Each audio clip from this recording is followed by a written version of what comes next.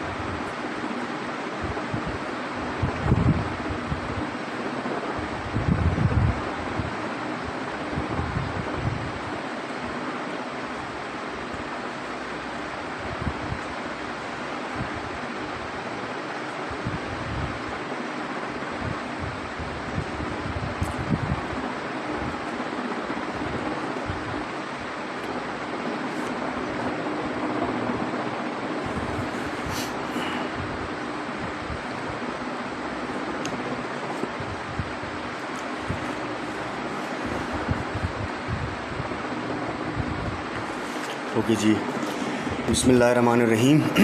I hope you people are fine. और पढ़ाइयाँ हो रही हैं कुराना में।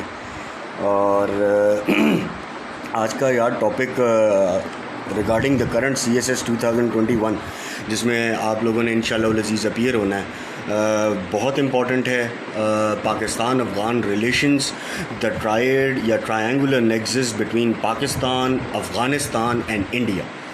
बहुत इम्पॉर्टेंट रिलेशंस इस वजह से कहे जा सकते हैं कि अब जो स्ट्रेटिजिक बैलेंसिंग इन साउथ एशिया जा रही है, उसके अंदर जो चाइना के साथ पाकिस्तान का नेक्सस है ऑन अफ़गानिस्तान, इसके लिए अफ़गानिस्तान और पाकिस्तान के रिलेशंस को पढ़ना बहुत ज़रूरी है। मैं आज का लेक्चर बड़ा टू द पॉइंट फोकस्ड करूँगा, है बहुत बड़ा, क्योंकि रिलेशंस के अंदर अफ़गान वॉर भी आती है।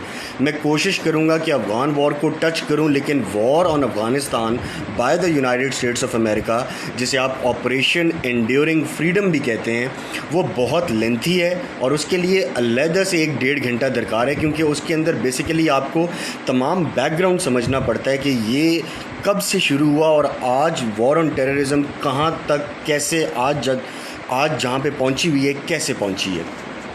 I will divide my lecture into 3 main categories.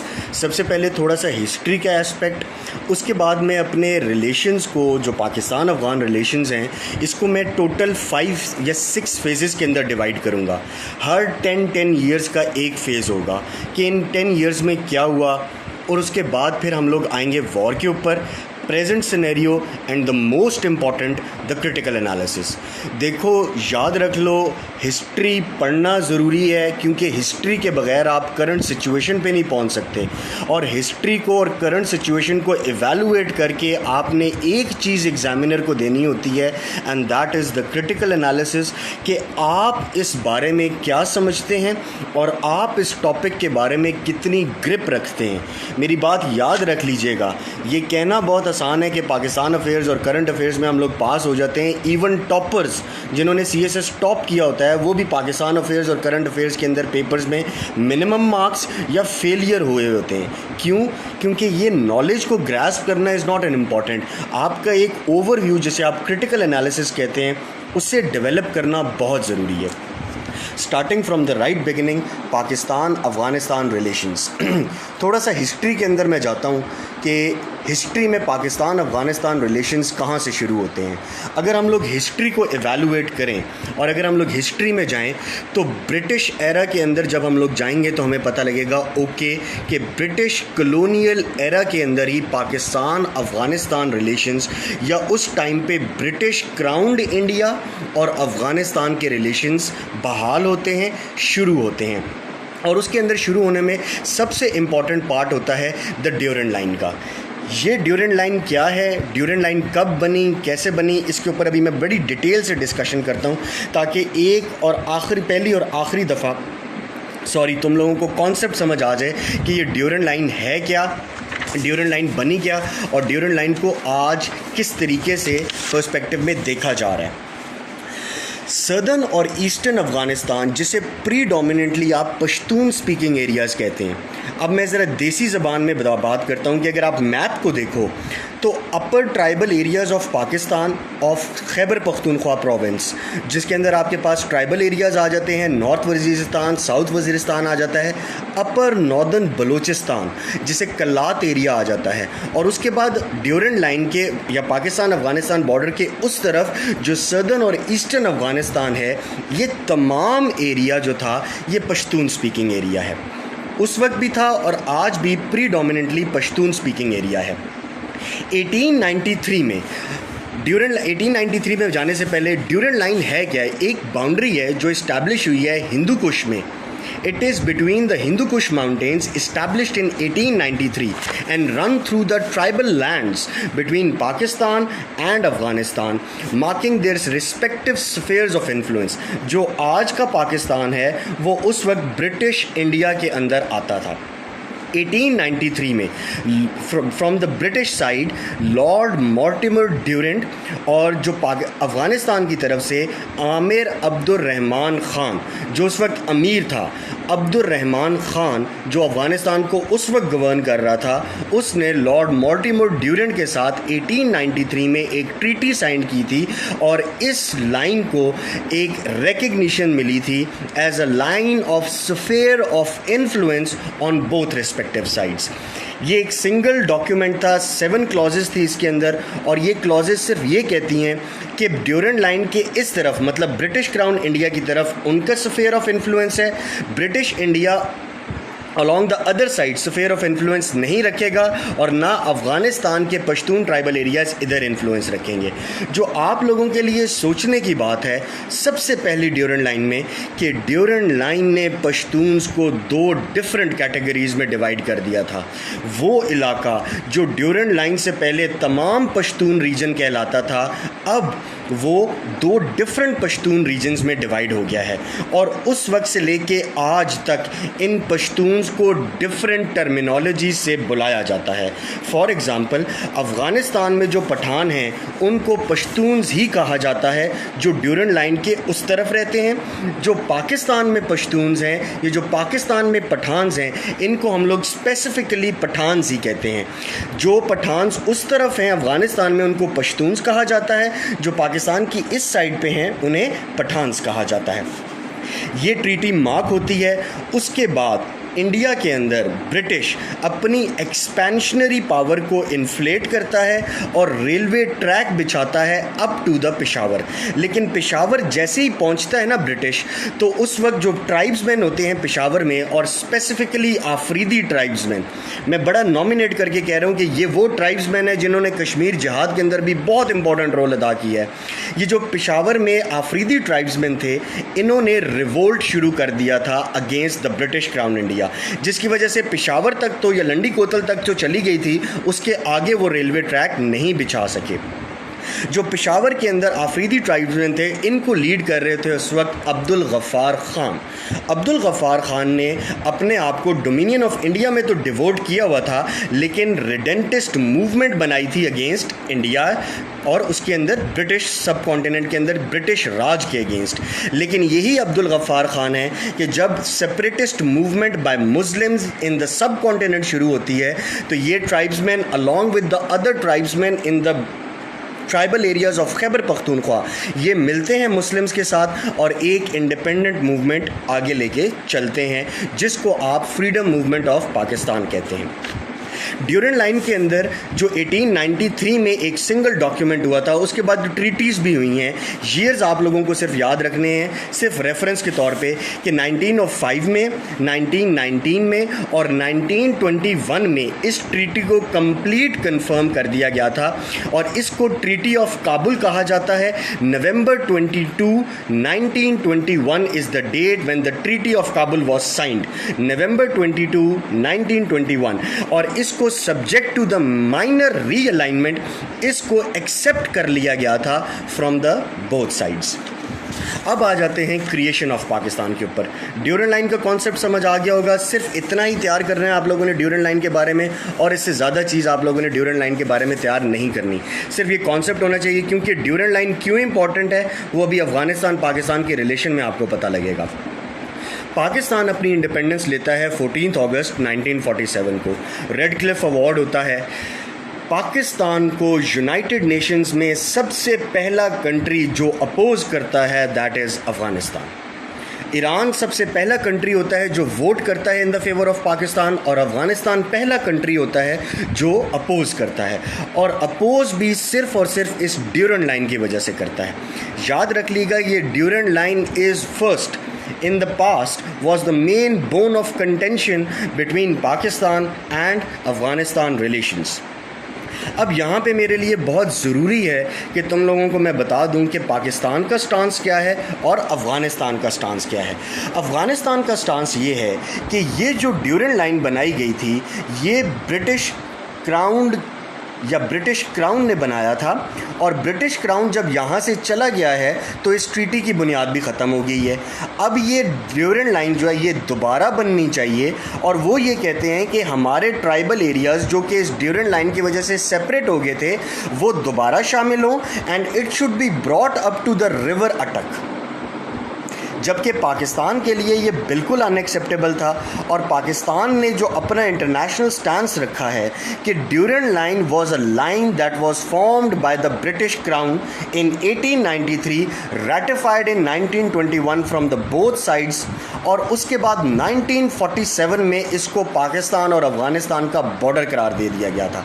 हमारा पहला जस्टिफिकेशन ये है कि जब ये बॉर्डर्स ड्रॉ हो रहे थे रेड क्लिफ अवार्ड के अंदर, उस वक्त क्यों नहीं अफ़गानिस्तान उठा, और उस वक्त अफ़गानिस्तान ने क्यों नहीं कहा कि यार ये ड्यूरेंट लाइन को दोबारा रीनिगोशिएट होना चाहिए।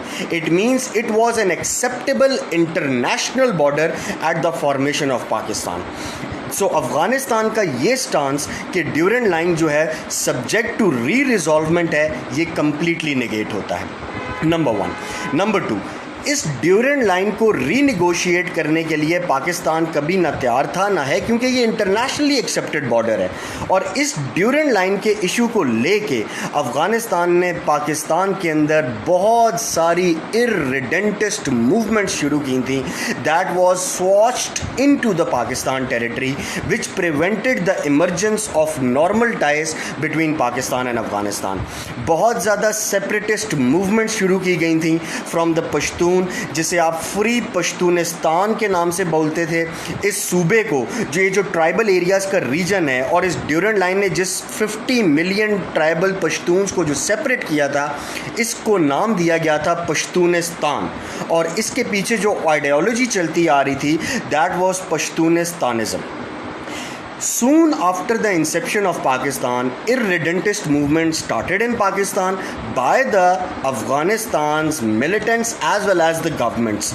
उन्होंने सपोर्ट किया था यहाँ पे सेपरेटिस्ट मूवमेंट्स को फ्री पश्तूनिस्तान के नाम से, और आपको वो मूवमेंट बहुत ज़्यादा याद होगी, द फेमस मूवमेंट जिसे आप एक्सेशनिस्ट इन सक्सेशनिस्ट मूवमेंट कहते हैं बाय मिर्ज़ा अली ख़ान, जो कि फ़ेल हो गई थी, जिसकी वजह से पाकिस्तान और अफ़गानिस्तान के टाइज 61 और 63 के अंदर कम्प्लीटली कट ऑफ हो गए थे। इसलिए जितनी भी सक्सेशनिस्ट मूवमेंट शुरू हुई थी, नवाब ऑफ कल्लात को लेके, कालाबाग को लेके, इन सारे एरियाज़ ट्राइबल एरियाज़ को लेके पाकिस्तान ने आहिस्ता आहिस्ता उनको कम्प्लीटली फेल किया। लेकिन अफ़गानिस्तान 1970 तक इन सेसेशनिस्ट मूवमेंट्स को सपोर्ट भी करता रहा, लीड भी करता रहा through the Soviet supported governments that were in Afghanistan. पहला ड्यूरेंट लाइन का इशू मैंने तुम लोगों को बताया है। दूसरा कि अफ़गानिस्तान ने पाकिस्तान को इस वजह से एक्सेप्ट नहीं किया because of the Durand line, और इस ड्यूरेंट लाइन के कर्टन के पीछे जो उसने इररिडेंटिस्ट मूवमेंट्स और सेपरेटिस्ट मूवमेंट्स चलाई थी against Pakistan in Pakistan, the tribal areas and the upper Balochistan as well, उनको भी इन्होंने ख़त्म किया था और इसको सपोर्ट भी कर रहे थे, जो इसको पाकिस्तान ने बैडली फेल किया था। अच्छा, अब हम लोग दो डिफरेंट एस्पेक्ट से पाकिस्तान और अफ़गानिस्तान के रिलेशंस को पढ़ेंगे। पहला एस्पेक्ट है कि हम लोग डिफरेंट फेजेस में डिवाइड करेंगे पाकिस्तान और अफ़गानिस्तान के रिलेशंस को पास्ट रिलेशन से।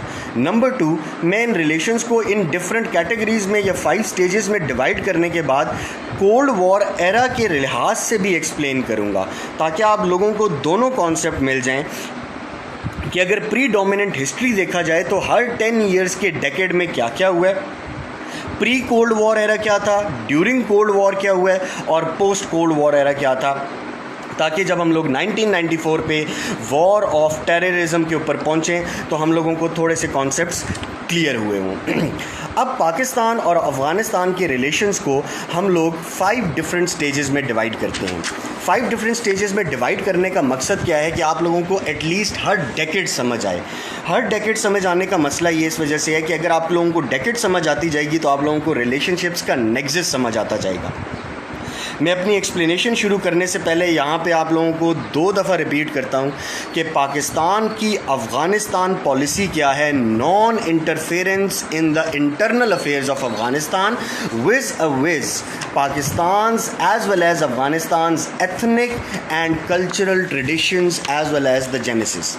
ठीक है, पाकिस्तान की अफ़गानिस्तान पॉलिसी क्या है कि पाकिस्तान चाहता है कि मेन ऑब्जेक्टिव क्या है कि preservation of Afghanistan's independence, preservation of Afghanistan's independence, sovereignty and territorial integrity, and early return of durable peace in the war-ravaged country, enabling millions of Afghanistan refugees in our country to return to their safe havens, to return to their homes। ये हमारी foreign policy towards Afghanistan का basic objective है और आज भी हम लोग इस ऑब्जेक्टिव पे कायम है।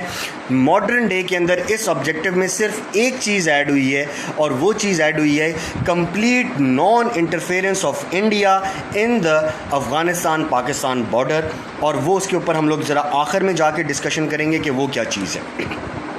अच्छा, पहला phase of Pakistan in Afghanistan relations शुरू होता है लेट 1940 से 1950s के अंदर, और इसको आप कैटेगराइज करते हो कि अफ़गान अथॉरिटीज़ ने हर वो मुमकिन कोशिश की है न्यू पॉलिटिकल एंटिटी जो पाकिस्तान में अपीयर हो रही थी कि उसके लिए बहुत ज़्यादा मुश्किलात पैदा करें, and they were forced to withdrawal of the colonialist from the Hindustan. क्योंकि बडिंग डेमोक्रेसी थी, अभी हम लोग नेसेंट स्टेट में थे, हमारे रिसोर्सेज इतने ज़्यादा नहीं थे, हमारी स्टेट के एडमिनिस्ट्रेटिव स्ट्रक्चर्स, गवर्नेंस स्ट्रक्चर्स इतने स्ट्रॉन्ग नहीं थे कि हम लोगों के लिए 2 फ्रंट्स ओपन हो गए। Number 1 front with India and number 2 eight the same time front with Afghanistan. Pakistan को ऊपर फ़ौरन जो सक्सेशनिस्ट मूवमेंट्स आने लग गई थी, जो इंडिपेंडेंट मूवमेंट शुरू हो गई थी by the Afghanistan companionship into Pakistan, इसको कोप करने के लिए पाकिस्तान को जल्द अज जल्द कोई सोल्यूशन निकालना था, and Pakistan reached a very considerable solution. और वो सोल्यूशन क्या था कि पाकिस्तान ने अफ़गानिस्तान को अपने ऊपर ट्रेड के लिहाज से डिपेंडेंट कर लिया था, जिसे आप कहते हैं काबुल कराची ट्रेड या काबुल कराची ट्रेड ट्रांजिट, जिसे आज के दौर में अफ़गानिस्तान पाकिस्तान ट्रेड ट्रांजिट कहा जाता है। उस वक्त इसे Karachi to Afghanistan trade transit कहा जाता था।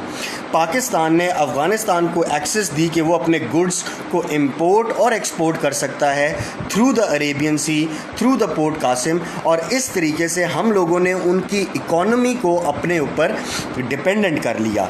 ये बहुत इम्पॉर्टेंट मूव थी पाकिस्तान की तरफ से to consolidate the relations with Afghanistan despite not few but great hindrances between Pakistan and Afghanistan's governments at that time। Pakistan ने इस एरा को इस तरीके से सक्सेसफुली लॉन्च करके इसको होल्ड किया था।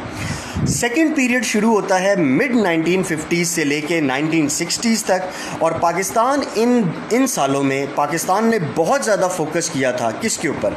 Number 1 military development, number 2 economic ties with the world power specially United States of America. और पाकिस्तान एक फ्रेज़ में इस्तेमाल करने लगा हूँ, याद रख लीजिएगा कि हम लोग जब पाकिस्तान अफेयर्स या करंट अफेयर्स पढ़ा रहे होते हैं, हम लोगों को ज़रूरत है कि हम लोग स्टूडेंट्स को ये बताएं कि जब आपका पेपर चेक हो रहा होता है तो इट इज़ वेरी नेसेसरी कि आप ऐसे जार्गन्स या ऐसे फ्रेजेस यूज़ करें जो कि आपकी डिस्कशन को बहुत लिमिटेड कर दें और एक लफ्ज़ के अंदर आपके पूरे कॉन्सेप्ट को एक्सप्लेन कर दें। मैं एक फ्रेज़ यूज़ कर रहा हूँ, ग्रोथ सिकनेस। मैं दोबारा यूज़ कर रहा हूँ, ग्रोथ सिकनेस। ग्रोथ सिकनेस के मराहिल से पाकिस्तान निकल के आ चुका था। याद रहे जब 47 में पाकिस्तान इंडिपेंडेंट हुआ था तो पाकिस्तान के पास ना ऐसा एडमिनिस्ट्रेटिव स्ट्रक्चर था जिस तरह इंडिया में था, ना इतना मिलिट्री ऑर्गेनाइज थी जितना इंडिया में थी, ना कोई ओनरशिप स्ट्रक्चर था पाकिस्तान में जिस तरह उस वक्त ब्रिटिश इंडिया के अंदर था, जो कि सब कॉन्टिनेंट के बाद जब वो इंडिया बन गया। पाकिस्तान ने इस ग्रोथ सिकनेस से अपने आप को निकाला था। Ties with Americas went good, ties with China went on a further knock mile. Iran के साथ आपके रिलेशंस अच्छे हो रहे थे, सऊदी अरेबिया के साथ रिलेशंस अच्छे हो रहे थे। अफ़गानिस्तान को आपने पाकिस्तान के ऊपर अपनी इकोनॉमी के ऊपर डिपेंडेंट थोड़ा सा ऐसे कर लिया था कि Karachi to Afghan trade transit के ज़रिए उनके गुड्स वगैरह जो एक्सपोर्ट हो रहे थे वो आपके पोर्ट से हो रहे थे। पाकिस्तान के ऊपर जो प्रेशर डालने की कोशिश भी की थी अफ़गानिस्तान ने थ्रू द नेबरिंग कंट्रीज़, वो फेल हुई क्योंकि पाकिस्तान ने अपने ग्रोथ सिकनेस से निकलते साथ ही अपने रिलेशंस नेबरिंग कंट्रीज़ के साथ बहुत स्ट्रॉन्ग करने लग शुरू कर दिए थे। And it was a period of relative equilibrium. अब इक्विलिब्रियम बनता जा रहा था। अब अफ़गानिस्तान डायरेक्टली पाकिस्तान को उस तरीके से प्रेशराइज़ नहीं कर सकता था जिस तरह शुरू के इंडिपेंडेंस ईयर्स के अंदर किया। ये दूसरी स्टेज थी। Third stage covers the 1970s। Pakistan lost as a result of 1971 war. Eastern province चला जाता है पाकिस्तान से, जो बांग्लादेश बन जाता है। पाकिस्तान के पास सिर्फ ये रह जाता है। Afghanistan finds her self in the intermediate geopolitical space. और जियोपॉलिटिकल स्पेस का क्या मतलब है? अफगानिस्तान सेंटर में है यार, उसके अपर साइड पे सऊदी अरब गल्फ़ कंट्रीज़ हैं, बिलो ईरान आ जाता है, इस साइड पे रशिया है और इस साइड पे पाकिस्तान के साथ दूसरी ईस्टर्न स्टेट्स आ जाती हैं। पाकिस्तान के लिए अफ़गानिस्तान एक एपी सेंटर है टूवर्ड्स अदर वर्ल्ड एक्सेसेस। और ईरान और यूएसएसआर के साथ मिल के पाकिस्तान रिलेशन स्ट्रॉन्ग भी कर सकता था ऑन अफ़गानिस्तान। और मिड 1970s में आपको याद होगा कि role of Islamic factor in regional politics वो भी बहुत ज़्यादा स्ट्रॉन्ग हो गया था। Role of Islamic factor in regional politics का क्या मतलब है कि रोल ऑफ इस्लामिक फैक्टर के अंदर पाकिस्तान के अंदर जो इस्लामाइजेशन का कॉन्सेप्ट आ रहा था in the Zia's era, Islamisation जो अफ़गानिस्तान में आ रही थी कि वी आर अ मुस्लिम्स और हमें इस्लाम के मुताबिक चीज़ें चलानी चाहिए थी। और ईरान जो कि उस वक्त नए ईरानियन रेवोल्यूशन की तरफ जा रहा था और 79 में जो ईरान रेवोल्यूशन आया है, आप अगर इस मैप को देखें और उस टाइम के अंदर जाएं तो इन तीनों कंट्रीज़ के अंदर इस्लामाइजेशन का कॉन्सेप्ट अपनी पीक पे था और हर कंट्री के अंदर इस्लामाइजेशन ने बहुत बेहतरीन किस्म का रोल प्ले किया था। And this was the basic thing that Afghanistan tried to play a map of ethno national separatism. मैं वर्ड यूज़ कर रहा हूँ एथनो नेशनल सेपरेटिज्म। ये मूवमेंट ही लॉन्च की थी to swept Balochistan from Pakistan in north western Pashtun provinces of Pakistan including Khyber Pakhtunkhwa. Ethno national separatism movement launch की थी अफ़गानिस्तान ने। किन के ज़रिए? सेपरेटिस्ट लीडर्स के ज़रिए अफ़गानिस्तान के अंदर से into Pakistan in Balochistan region as well as the KPK region of the present, yielding to the demands of the Iran and US। लेकिन इसको आपने फेल किया इन मूवमेंट्स को through the negotiations by the government sitting in Pakistan, and Pakistan agreed to negotiate with Afghanistan on border on some issues। ये आपके पास तीसरी stage है। जब 70s में जब आपका पास से एक ब्रांच आपकी टूट गई थी तो अफ़गानिस्तान ने इस मौके को देख के ethno national separatist movement launch की थी उसी अपर नॉर्दर्न बलूचिस्तान में और ट्राइबल एरियाज़ में। यहाँ पे मैं एक बात और मेंशन कर दूँ, सबको यहाँ पे कन्फ्यूजन हो जाती है कि जी ड्यूरेंट लाइन है Pakistan Afghanistan border. Pakistan Afghanistan border from Inception 1947 से लेके 2016 तक वोलेटाइल रहा है। वोलेटाइल का क्या मतलब है? इसकी ट्रेन इतनी मुश्किल है कि आप इसको 24 घंटे 24 hours 365 days a year regulate नहीं कर सकते थे। इसलिए free movement of the people बड़ी आसान होती थी 2016 से पहले। क्यों? वहाँ से लोग यहाँ पे आ जाते थे और यहाँ से लोग वहाँ पे चले जाते थे। This was the basic reason जो आजकल के स्टूडेंट्स को समझना चाहिए। Due to the complete imperforation of the border, complete volatility of the border, free movement and unrestricted movement of the people were possible, जिसकी वजह से दोनों साइड्स के ऊपर सेफ हेवन्स बन गए थे। आपको अफ़गानिस्तान रिलेशंस पढ़ाते हुए मैं अभी हम लोग ये भी बात डिस्कस करेंगे कि अफ़गानिस्तान बहुत टाइम से पाकिस्तान के ऊपर ये इल्ज़ाम लगाता है कि अफ़गानिस्तान के टेररिस्ट को सेफ हेवन्स दिए हैं पाकिस्तान ने।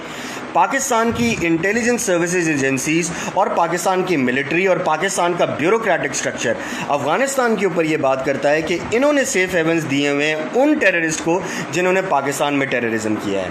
So it is a knockout effect on both sides. हम लोग भी कह रहे हैं कि उन्होंने अफ़गानिस्तान ने सेफ हेवन्स दिए थे, अफ़गानिस्तान भी कभी कभी कहता है कि सेफ हेवन्स पाकिस्तान ने दिए हुए हैं। यहाँ पे मैं ऑफ द रिकॉर्ड बात कर दूँ जो आपके क्रिटिकल एनालिसिस के लिए बहुत ज़रूरी है। सेफ हेवन्स दोनों मुल्कों ने अपने वेस्टेड इंटरेस्ट के लिए वक्त पे दिए।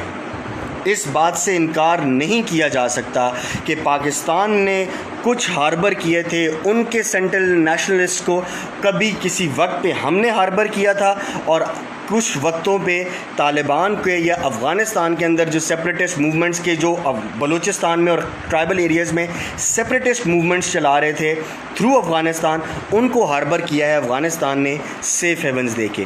तो सेफ़ हेवन्स का कॉन्सेप्ट दोनों तरफ वैलिड है और दोनों मुल्कों ने अपने वेस्टेड इंटरेस्ट के लिए of the hook below the table safe havens provide किए हैं जब जब इनको अपने वेस्टेड इंटरेस्ट के लिए कोई काम करना था। याद रहे ये बात। थर्ड स्टेज कंप्लीट होती है, अब आ जाते हैं फोर्थ स्टेज पे। फोर्थ स्टेज बिगिन करती है लेट 1970s से 80s के दरमियान और बिगिनिंग ऑफ 90s तक जाती है। दिस पीरियड जो 70 से लेके 90s तक, ये जो 20 ईयर्स का पीरियड है, this period is considered to be the most severe confrontation between the two states, Pakistan and Afghanistan. Pakistan के अंदर अफ़गानिस्तान का सेंटिमेंट रिलीज़ हो गया था। क्यों? क्योंकि अफ़गानिस्तान में उस वक्त फुल एसोसिएशन आ गई थी किसकी? People's democratic party of Afghanistan, PDPA, people's democratic party of Afghanistan, और ये सोवियत ब्लॉक की हिमायत से आई थी और इसका टिल्ट ऑपोजिट टूवर्ड इस्लामाबाद था। इस्लामाबाद जो अफ़गानिस्तान के साथ पॉलिसीज़ करना चाह रहा था, इस पार्टी का टिल्ट कम्प्लीटली ऑपोजिट था और सोशलिस्ट सोवियत और Islamic ones collided the Afghan Pakistan frontiers in which the cold era के अंदर इन्होंने कोलाइड किया था and enjoyed same support from the west. और PDPA ने the people's democratic party of Afghanistan, इसने एक्टिवली पार्टिसिपेट किया था पश्तून नेशनलिज्म में पाकिस्तान के अंदर और सपोर्ट किया था आइडिया किसको? पश्तूनिस्तान को। और उसके बाद कुछ सेपरेटिस्ट मूवमेंट के वो लोग जो पिछले दौर के अंदर फ्लड कर चुके थे अफ़गानिस्तान में, वो दोबारा पाकिस्तान में आए fighting against the Pakistani government. और इसी तरह उस ज़माने में उस वक्त जो लेफ़्ट विंग के जो लोग थे, जो लीडर्स थे अफ़गानिस्तान की गवर्नमेंट के, वो फ्ली करके उधर गए थे और डेमोक्रेटिक काबुल रिजीम के ख़िलाफ़ उन्होंने लड़ना शुरू किया था। पाकिस्तान के पास इस वक्त जो अपर एज था इन 20 सालों में, that was Pakistan was having strong ties with United States of America and PRC, the peoples Republic of China. The subversive war that was waged by the government in the Kabul, the groups of Islamic Mujahideen in the Pakistani territories was crowned on the success of the collapse of USSR. मैं अपनी इस line को दोबारा repeat करता हूँ। The subversive war that was waged with the government in Kabul, the grouping of Islamist Mujahideen on Pakistani territory was crowned with success after the collapse of USSR. Pakistan के उस वक्त जो बहुत बेहतरीन एलाइज थे, the peoples Republic of China और the United States of America, Pakistan ने इन दोनों मुल्कों की मदद से इस्लामिस्ट मुजाहिदीन को अपरोड किया और उसके बाद सोवियत वॉर लीड की और अल्टीमेटली यूएसएसआर को डिफीट किया था और उसके बाद एक बड़ी pro Pakistan government for the first time in the history of Afghanistan develop होती है। ये फोर्थ पीरियड था। फिफ्थ पीरियड शुरू होता है अर्ली 1990 से लेके 2000 तक। याद रहे ये फिफ्थ पीरियड इम्पॉर्टेंट भी है और यही टर्निंग पॉइंट है पाकिस्तान और अफ़गानिस्तान के रिलेशंस का। This fifth period is marked by early 1990s and ultimate 2000s, क्योंकि 2000 के बाद वॉर ऑफ टेररिज्म आपके पास शुरू हो जाता है।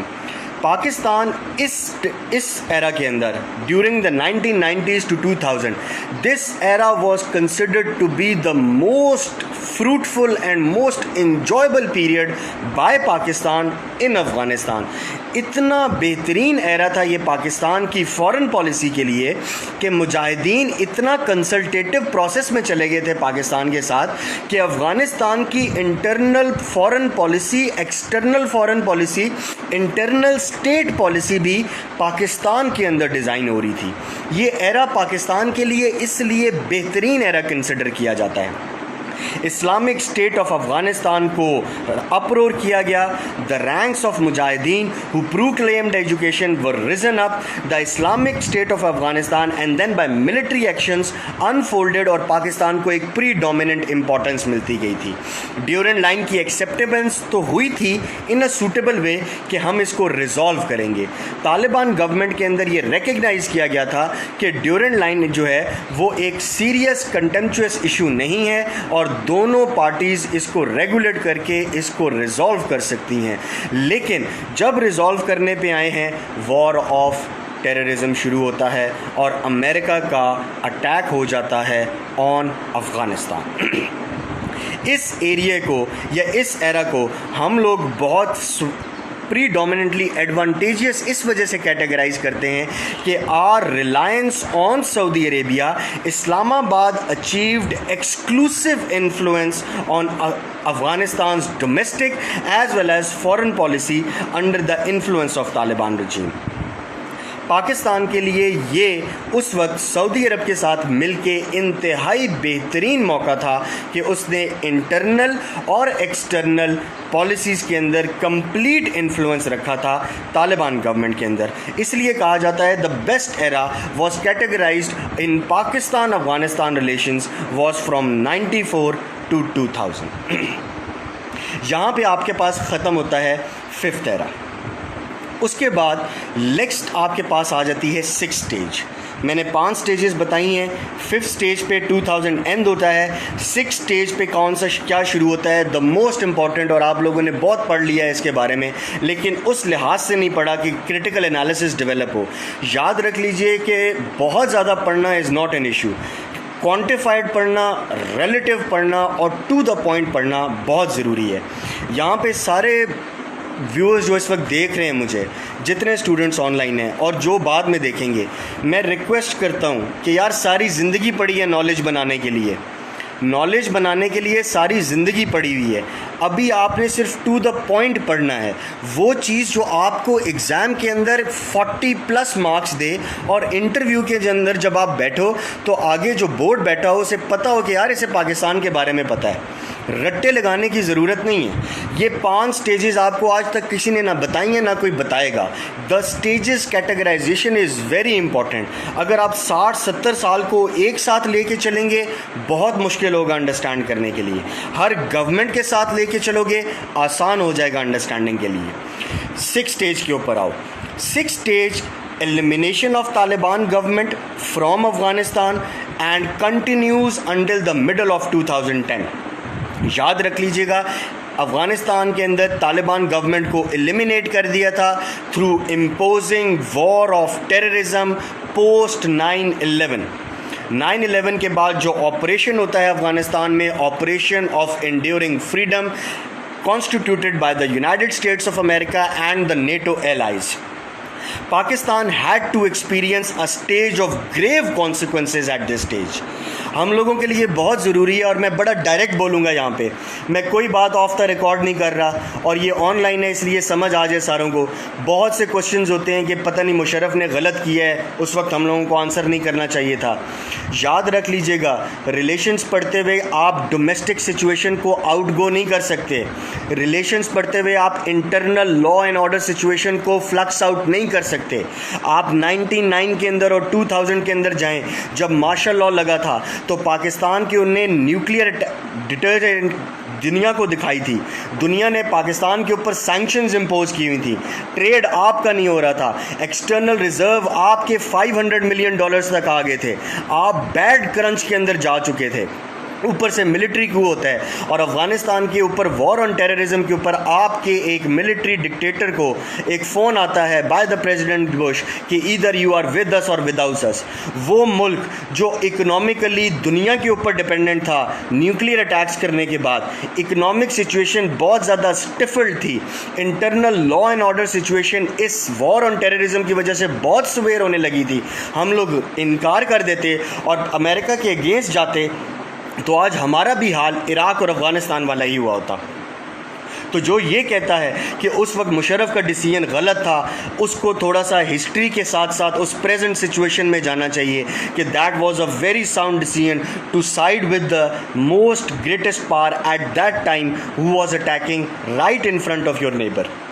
यस, यहाँ पे एक और की मैं तुम्हें बता दूँ, आप सब लोगों को बता दूँ कि उस वक्त भी पाकिस्तान में बिहाइंड द बॉर्डर्स और behind the below the table हम लोगों ने तालिबान से कभी कांटेक्ट नहीं छोड़े। और ये इस बात का नतीजा है कि आज तालिबान को टेबल पे लाने में पाकिस्तान एपी सेंटर किरदार अदा कर रहा है। हम लोगों ने 2000 में अमेरिका को एड तो किया, लेकिन हम लोगों ने तालिबान को भी नहीं छोड़ा। And that was the reason कि अब जो तालिबान यूएस पीस डील हुई है उसके अंदर Pakistan was the main focal person, क्योंकि सबको पता था कि यूएस भी तालिबान को नहीं लेकर आ सकता टेबल के ऊपर जो पाकिस्तान कर सकता है। और 2014 के वॉर एंड होने के बाद जब अमेरिका ने अपना ऑफेंसिव ख़त्म किया है, Pakistan was the focal person जो लेकर आया है इन लोगों को। ये चीज़ें आप लोगों को कनेक्ट करने में कोई इतनी मुश्किल नहीं होनी चाहिए। बड़ा स्ट्रेट फॉरवर्ड और बड़ा स्टेटिस्टिकल एनालिसिस कर रहा हूँ मैं साथ साथ अंदर क्रिटिकल एनालिसिस भी दे रहा हूँ आप लोगों को कि आप लोगों को समझ आए कि ये चीज़ें इतनी आसान नहीं होती। With the passage of time her era के अंदर वेस्टेड इंटरेस्ट चेंज होते हैं, हर डेकेड के अंदर पॉलिसीज़ तब्दील होती हैं। वो अमेरिका जिसने वॉर ऑन टेररिज्म वेज किया था अफ़गानिस्तान के ऊपर, आज वो प्रो तालिबान पॉलिसी लेकर आ रहा है। इसका मतलब है जब इंटरेस्ट चेंज होगा, पॉलिसी और उसके क्रेडेंशियल्स और उसकी डायमेंशंस चेंज होंगी। इसलिए कहा जाता है foreign policy is a fluctuating policy. ये अपने आप को हालात के मुताबिक एडजस्ट करती है। उस वक्त हालात रिक्वायर कर रहे थे कि हमें वो साउंड डिसीजंस लेने चाहिए जो हमने लिए। आज अगर हालात कोई और डिसीजन रिक्वायर करेंगे तो हम लोग वो डिसीजन भी ले लेंगे। 6 स्टेज कैटेगराइज करती है वॉर ऑन टेररिज्म के लिहाज से। पाकिस्तान को ग्रेव कॉन्सिक्वेंसेस फेस करना पड़े थे। क्यों ग्रेव कॉन्सिक्वेंसेस फेस करना पड़े थे? क्योंकि पाकिस्तान में भी वॉर ऑन टेररिज्म का इफेक्ट आया। 80 to 90 बिलियन डॉलर है पाकिस्तान ने लूज़ किया है इंफ्रास्ट्रक्चर के लिहाज से।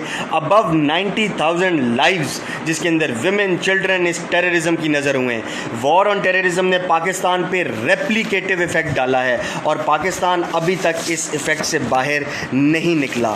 और याद रख लीजिएगा, अब America, United States of America along with USA, Russia, ये स्ट्रेटेजिक बैलेंसिंग पोजीशन खेल रहे हैं इन अफ़गानिस्तान। मैं 2000 तक पहुंचा हूं। मैंने 6 कैटेगरीज आपको बताई हैं। पहला पीरियड 40s से शुरू होता है 50s में। फिर सेकेंड पीरियड के अंदर जब सेसेशनिस्ट मूवमेंट बहुत तेज़ हो गई थी, 61 से लेके 63 तक पाकिस्तान ने अपने इंटरनेशनल टाइज अफ़गानिस्तान के साथ कट ऑफ कर दिए थे, क्योंकि उस वक्त उन्होंने सेसेशनिस्ट मूवमेंट्स को पीक पे पहुंचा दिया था in Pakistan. Last but not the least, इसके रिजॉल्विंग के अंदर पाकिस्तान और अफ़गानिस्तान ने कई ऐसे मौक़े आए हैं कि ये ड्यूरेंट लाइन के इशू को भी रिज़ॉल्व करें, अपने रिलेशंस को स्ट्रेन करें, सेफ़ हेवन्स का जो कॉन्सेप्ट दोनों जो इल्ज़ाम लगाते हैं इस सेफ़ हेवन्स के कॉन्सेप्ट को भी न्यूट्रलाइज करें। लेकिन जब जब पीस की तरफ बढ़ते थे, some event happened that thwarted the history dogma on to completely another side. जैसे ही आप किसी पीस की तरफ रिजॉल्व करते थे, coin was flipped and chapter was changed for the entire history। ये 6 फेजेस हैं। ये नॉर्मली मैं पहली दफ़ा जब अफ़गानिस्तान रिलेशंस पढ़ाता हूँ, पाकिस्तान अफ़गानिस्तान रिलेशंस, तो मैं पहले कैटेगराइज करता हूँ कि ये 6 डिफरेंट फेजेस हैं। अब आपने एक और टर्म बहुत ज़्यादा सुनी होगी कि ji cold war era, pre cold war era, during the cold war and post cold war era. पहले मैंने आपको पाकिस्तान अफ़गानिस्तान रिलेशंस का एक नेक्सस दिया है, एक आउटलाइन दी है, एक ब्रीफ कॉन्टूर दिया है, एक घुमाया आपको लेकर आया हूँ टाइमलाइन के साथ कि किस किस जगह पे कौन कौन सा इवेंट हुआ है। अब हम लोग इसी सारी हिस्ट्री को 40 से शुरू करते हैं दोबारा, तो हम लोग देखते हैं कि जब हम लोग कॉन्सेप्ट लाते हैं अपने अंदर कोल्ड वॉर एरा का, pre cold war, during the cold war and post cold war, war on terrorism तक पहुँचते हैं, उस वक्त क्या हुआ था। यहाँ तक मेरा एक फ़ेज़ ख़त्म होता है। इसी फेज़ को अब मैं दूसरे एंगल से समझा रहा हूँ। याद रखिएगा, this is the same angle, this is the same topic but with the different aspect. हम लोग अपने एस्पेक्ट को चेंज कर रहे हैं। हम लोग अपना जो कॉइन है, वो जो फोकल लेंस है जिससे देख रहे हैं हिस्ट्री को, वो मैं अब चेंज करने लगा हूँ। वो चेंज करने के लिए अंदर मैंने क्या किया है, मैं सबसे पहले इसके अंदर इंट्रोड्यूस करता हूँ कि जी हम लोग कोल्ड वॉर एरा को डिफ़ाइन कैसे करते हैं।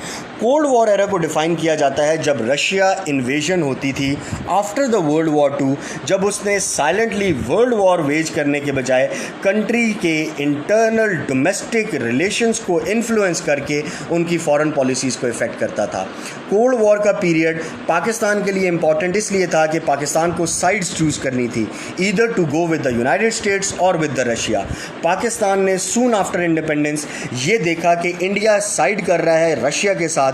Pakistan wanted a very strategic partner and Pakistan went for United States of America, and that was and again a very good decision in the history, जिसको आज आप क्रिटिकली एनालाइज करें तो कह सकते हैं कि गलत था, लेकिन उस लिहाज से अगर इंडिया रशिया रिलेशंस को देखा जाए तो पाकिस्तान का यूएस की तरफ मूव करना एक अच्छा ऑप्शन था।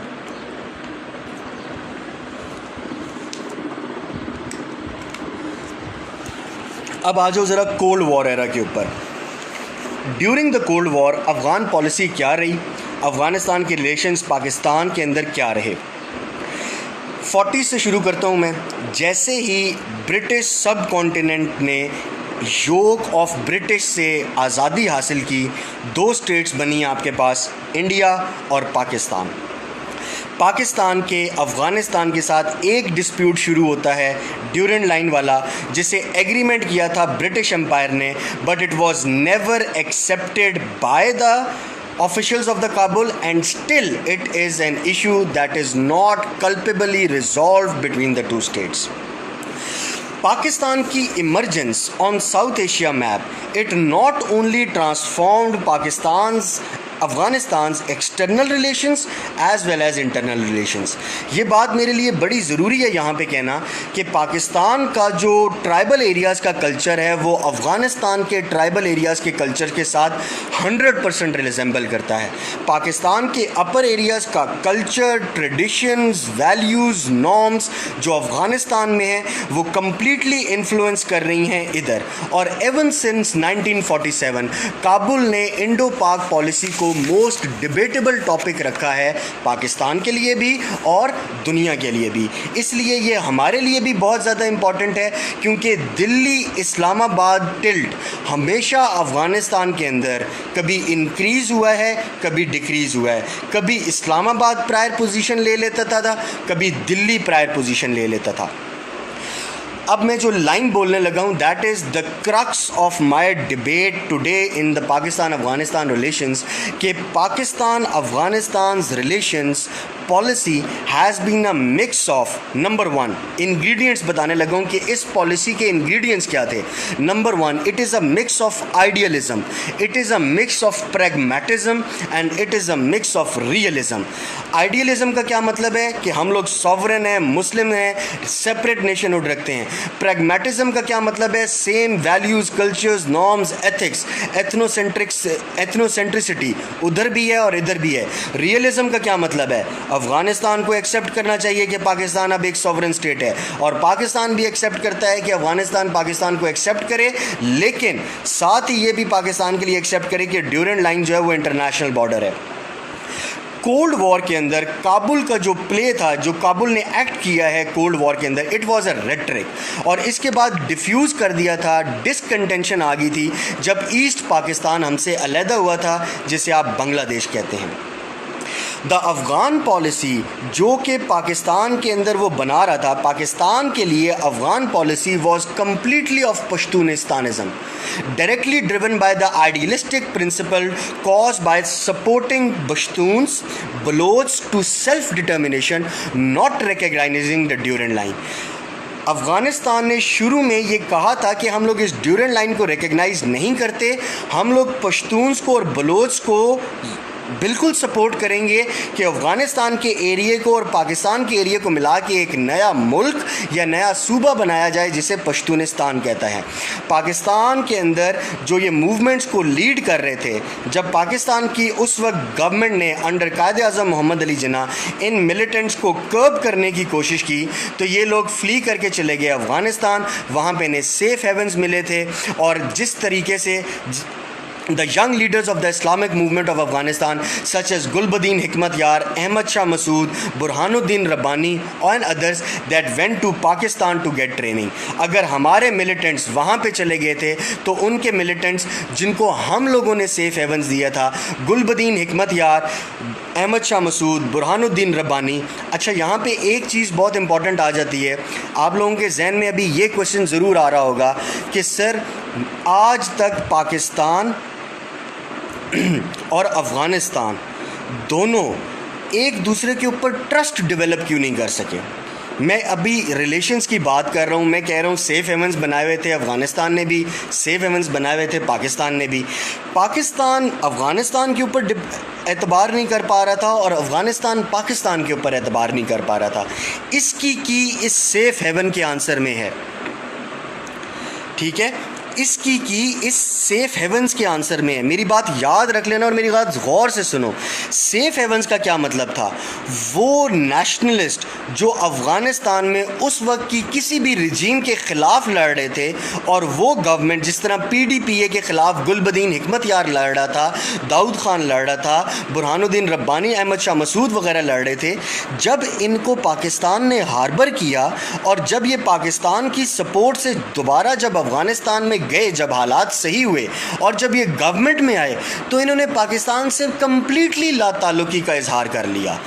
ये लोग with the help of Pakistan government के अंदर आए थे, but after coming into the government their tilt towards Delhi was much more focused than to the Islamabad. Pakistan के लिए बहुत मुश्किल था एतबार करना कि किन लोगों के ऊपर बेट किया जाए या किन लोगों के ऊपर ये एतबार किया जाए कि जब वो उस गवर्नमेंट के अंदर आएंगे तो ना सिर्फ पाकिस्तान के रिलेशंस के लिए बल्कि अफ़गानिस्तान की अपनी इंटरनल रिलेशंस के लिए बहुत ज़रूरी होगा स्टेबिलिटी। ना पाकिस्तान सोवियत इन्वेजन से पहले एतबार कर पाया था जब तक इस्लामिस्ट मुजाहिदीन नहीं आए, और अफ़गानिस्तान के ऊपर भी जब भी हम लोगों ने जिन लोगों को सेफ़ हेवन्स दिए, अब याद रख लेना, आप लोग जाके किसी टीचर से पूछोगे कि सेफ़ हेवन्स दिए, कोई कहे नहीं हमने दिए हैं, और इंटरनेशनली हम लोग एक्सेप्ट भी कर चुके हैं कि सेफ़ हेवन्स हर वेस्टेड इंटरेस्ट के लिए अफ़गानिस्तान भी देता रहा है, हम भी देता रहा है। जब हिलरी क्लिंटन ने कह दिया है कि कि ये मुजाहिदीन हमने बनाए थे अगेंस्ट द सोवियत यूनियंस, और ये मुजाहिदीन हमारी पॉलिसीज़ के ख़िलाफ़, हमारे ही ख़िलाफ़ हो गए थे in the times to come. तो सेफ़ हेवन्स तो सबसे पहले तो यूनाइटेड स्टेट्स ऑफ अमेरिका ने ख़ुद एक्सेप्ट कर लिया है, और ये इंटरनेशनल चेंज जब से आया है पाकिस्तान के लिए जो स्टैंड और पाकिस्तान के लिए, जब आप अफ़गानिस्तान पाकिस्तान का क्रिटिकल एनालिसिस करेंगे उसके अंदर ये चीज़ बहुत ज़्यादा सिग्निफाई और इम्पोर्टेंस की हामिल होगी। Pakistan driven by the idealistic notion, self idealisation या सेल्फ डिटर्मिनेशन जो पश्तूनिस्तान का था उसको भी कर्ब कर रहा था, और अफ़गानिस्तान के साथ अपने रिलेशंस भी सही करने की कोशिश कर रहा था। कैसे? Through the process of Afghanistan या काबुल कराची ट्रेड ट्रांजिट। हम लोगों ने उसको अपने ऊपर डिपेंडेंट किया इकोनॉमिकली कि वो ट्रेड ऑक्यूपाई करे हमारे से। However contrary to this general policy, at the same time Kabul chose a non aligned impartial stance between Delhi and Islamabad. ये बहुत इंपॉर्टेंट है आप लोगों के लिए समझने के लिए भी, और ये आप लोगों को याद भी रखना है कि काबुल का जो स्टांस है कभी दिल्ली की तरफ होता था या इस्लामाबाद की तरफ होता था, वो टिल्ट करता था इन द डिफरेंट गवर्नमेंट्स। जो अफ़गानिस्तान की गवर्नमेंट आई थी प्रेसिडेंट दाऊद ख़ान की in the last years, president Daud Khan की तब गवर्नमेंट आई थी जब पाकिस्तान में जुल्फ़िकार अली भुट्टो की गवर्नमेंट थी। It was the first and the last opportunity for both countries to solve the bilateral issue of Durand line. Daud Khan and prime minister Zulfikar Ali Bhutto were close to an agreement.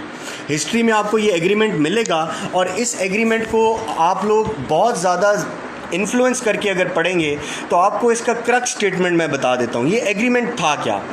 Dawood Khan का जो उसके बाद डेलीगेशन लीड कर रहा था, और यहाँ से जुल्फ़िकार अली भुट्टो का जो डेलीगेशन लीड कर रहा था, ये एक कंक्लूजन के ऊपर पहुँचे थे कि इन ट्राइबल एरियाज़ को को-फेडरेशन का स्टेटस दिया जाएगा, और को-फेडरेशन अफ़गानिस्तान की गवर्नमेंट भी रेगुलेट करेगी, पाकिस्तान की गवर्नमेंट भी रेगुलेट करेगी। याद रख लेना, इस सारे ट्राइबल एरियाज़ को जो अपर बलूचिस्तान KPK के ट्राइबल एरियाज़ और tribal areas of the southern and eastern provinces of the Afghanistan, इन सारों को मिला के को-फेडरेशन बनाई जाएगी। इनको पाकिस्तान भी इन्फ्लुएंस और रेगुलेट करेगा, अफ़गानिस्तान भी। This was the very suitable agreement at that point of time with regard to these two. However, Daud Khan's government was toppled by the Soviet Union, और उस सोवियत ब्लॉक जब आ गया था दाऊद ख़ान को, और उसको असैसिनेट कर दिया गया था। और मज़े की बात यह है कि at the same time Zulfikar Ali Bhutto was assassinated in Pakistan as well. उधर दाऊद ख़ान को असैसिनेट किया जाता है, इधर जुल्फ़िकार अली भुट्टो को असैसिनेट किया जाता है, और ये एग्रीमेंट अपनी मौत खुद ही मर जाता है। The communist government in Afghanistan, which was superseded by then as well as supported by the Soviet invasion, badly affected the Afghanistan's relations with Pakistan, and relations with India conversely were increased. ये बहुत ज़रूरी है आप लोगों के लिए समझना। Russia का इंडिया के साथ ट्रेड रिलेशंस और इंटरनल रिलेशंस बहुत पीक पे थे। जब सोवियत की सपोर्ट के साथ अफ़गानिस्तान में गवर्नमेंट आई, उस गवर्नमेंट ने अपना टिल्ट इस्लामाबाद के बजाय कम्प्लीटली दिल्ली की तरफ कर लिया था। ये पहला वक्त था फॉर द फर्स्ट टाइम जब दिल्ली ने अपने स्ट्रॉन्ग फाउंडेशंस ले करना शुरू किए हैं in Afghanistan. Pakistan financial diplomatic relations with India as well as Afghanistan deteriorated. India के साथ तो हमारे हमेशा relations in a U turn ही रहे हैं, इन अ लूप होल ही रहे हैं, up and down like a crest and trough ही रहे हैं। कैरेट और स्टिक पॉलिसी भी आती रही है, स्टैंगल्ड स्ट्रेटेजिक रिलेशंस भी रहे हैं, इकोनॉमिक सोशो पॉलिटिकल डायमेंशंस भी रहे हैं। लेकिन अफ़गानिस्तान के साथ ये पहली दफ़ा था कि हमारे रिलेशंस इस लोएस्ट एब के ऊपर चले गए थे। इस लोएस्ट एब के ऊपर जाने के बाद ये प्री कोल्ड वॉर एरा ख़त्म होता है। अब यहाँ पे सोवियत वॉर आ जाती है। पाकिस्तान USA के ज़रिए कोल्ड वॉर को इन्फ्लुएंस करता है, सोवियट्स के ख़िलाफ़ लड़ता है, और उसके बाद pre cold war era, post cold war era शुरू होता है, कोल्ड वॉर ख़त्म होती है। कोल्ड वॉर को समझने के लिए मैं अपनी डिस्कशन को बड़ा लिमिटेड करूँगा, और लिमिटेड करने का क्या मतलब है, 3 चीज़ें आपको याद रखनी है। नंबर 1, सोवियत यूनियन को डिस्ट्रॉय करने में पाकिस्तान का प्रेसिडेंट रोल है, पाकिस्तान का एपीसेंट्रिक रोल है। वो लोग जो कहते हैं कि ज़ियाउल हक ने पाकिस्तान के अंदर टेररिज्म इंट्रोड्यूस किया, मुझे बहुत अच्छे तरीके से याद है जब मैं हिस्ट्री की बुक्स के अंदर जा रहा था। मैं आपको एक एविडेंस दे रहा हूँ, आप लोग इससे डिसएग्री भी कर सकते हो। आज की नज़र में देखा जाए तो कुछ डिसीजंस हिस्ट्री के बायस्ड भी हैं और अनबायस्ड भी हैं। कुछ डिसीजंस के ऊपर हम लोग क्रिटिकल एनालिसिस भी दे सकते हैं कि ये गलत हुआ था और ये सही हुआ था, लेकिन ये सोचना आपके लिए बड़ा ज़रूरी है कि सोवियत इन्वेजन जब अफ़गानिस्तान के ऊपर हुई थी, पाकिस्तान के लिए वहाँ पे एक पॉइंट था डिसीजन करने के लिए, वो क्या कि क्या पाकिस्तान ने ये जंग अफ़गानिस्तान के अंदर लड़नी है या पाकिस्तान सोवियत के साथ जंग पाकिस्तान के अंदर लड़ेगा। क्योंकि सोवियत यूनियन जब अफ़गानिस्तान को इन्वेड कर चुका होता तो वो पाकिस्तान के ऊपर ज़रूर आता, because Russia was direly needing a warm water reservoir for her, और ये वार्म वाटर के लिए उसने आना था। पाकिस्तान ने उस वक्त डिसाइड किया to curb this Soviet menace inside Afghanistan with the help of United States of America under the banner of United Nations human commissions organization UNHCR। अब UNHCR आप लोग कहेंगे कि अशरफ साहब कि आप UNHCR की बात कर रहे हैं, UNHCR ने क्या किया? UNHCR ने यूनाइटेड स्टेट्स ऑफ अमेरिका के बिहाफ पे एक प्रोग्राम लॉन्च किया था कि जितने अफ़गान रेफ्यूजीज़ आ रहे हैं पाकिस्तान में, उनको हम लोग स्कूल्स में एजुकेट करेंगे, उनको यहाँ पे फैसिलिटेट भी करेंगे। लेकिन कन्वर्सली बिलो द बेल्ट उन लोगों को ना सिर्फ यहाँ पे ट्रेन किया गया बल्कि उनको इक्विप किया गया with the United states military structure, military Arsenal, उनको चलाना सिखाया गया, उनको ट्रेन किया गया और उन्हें अफ़गानिस्तान में इस्लामी मुजाहिदीन का नाम दिया गया। वो मुजाहिदीन यहाँ से दोबारा गए अफ़गानिस्तान के अंदर और वहाँ पे लड़े अगेंस्ट द सोवियत यूनियन और उनको डिस्ट्रॉय किया था। यहाँ पे पाकिस्तान के ट्राइबल एरियाज़ में उनको ट्रेन किया गया and they went to fought in Afghanistan. This is the main important point that how USA influenced Pakistan in the Soviet Afghan war. और सोवियत वॉर के अंदर हम लोग कहते हैं ना USA ने शिकस्त दी है पाकिस्तान के थ्रू। वो कैसे शिकस्त दी है? This was the thing under the banner of UNHCR। आप उन्हें कह रहे थे कि हम इन्हें एजुकेट करेंगे और वो एजुकेट थी मिलिट्री एजुकेशन। जब वो वहाँ पे गए उन्होंने वहाँ पे लड़े और सोवियत को शिकस्त दी। वही इस्लामी मुजाहिदीन बाद में तालिबान रिजीम के अंदर आए, तालिबान के बैनर के अंदर आए, इस्लामिक एमिरेट ऑफ अफ़गानिस्तान बनाया और उन्हीं तालिबान के ख़िलाफ़ फिर यूनाइटेड स्टेट्स ऑफ अमेरिका खड़ा होता है। ये बात मेरी जो कॉन्सेंट्रेटेडली UNHCR का banner minimum 200,000 Mujahideen were trained in Afghanistan under the banner of UNHCR along with the intelligence agencies of Pakistan. Pakistan benefited from this situation ultimately and it is on the books, it is not off the record.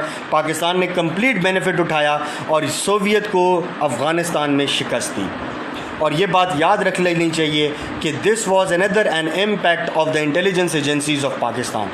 याद रख लो, तुम लोग bureaucrat बनने जा रहे हो। Bureaucrat को on the table diplomatic solutions देने होते हैं, military solutions is another option.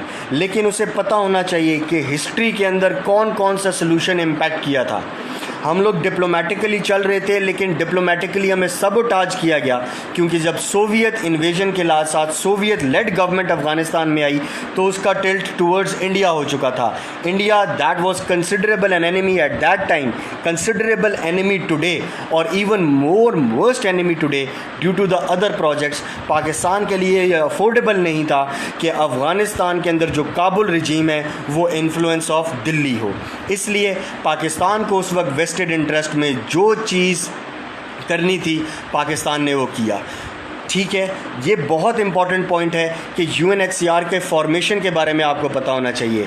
अब आप लोगों को पता लगना चाहिए कि ये न्यू वर्ल्ड ऑर्डर में जो आप लोग कहते हैं ना, it is an international game, it is an international gimmickry, how the international game is played, how the geopolitics of the world is coming into the international arena, how United States of America is taking the strategic balancing power notion in Afghanistan right now for the China, for Russia, for India, for Pakistan. किसी ज़माने में पाकिस्तान उसका most trusted alloy था, अब वो India को इस खित्ते का चौधरी बनाना चाहता है। इंडिया स्ट्रेटेजिक इंपॉर्टेंस भी गेन करता था अफ़गानिस्तान में। मैं आखिर में आऊँगा कि अफ़गानिस्तान क्यों इतना इंपॉर्टेंट है। एक बहुत इंपॉर्टेंट क्वेश्चन है और उसका बहुत इंपॉर्टेंट आंसर है जो मैं आखिर में क्रिटिकल एनालिसिस में दूंगा। लेकिन यहाँ पे कोल्ड वॉर की एरा को ख़त्म करने के ऊपर मैं एक बात कहूँगा कि UNHCR, जिसको बहुत ज़रूरत थी कि US को लेड करे इस वॉर के अंदर, जब USA ने इस पाकिस्तान को एड किया, पाकिस्तान ने UNHCR के बैनर के अंदर मदरसाज में इन मुजाहिदीन को ट्रेन किया। These mujahideen fought against the USSR in Russia and the Soviet occupation was completely outrooted from Afghanistan once and for all.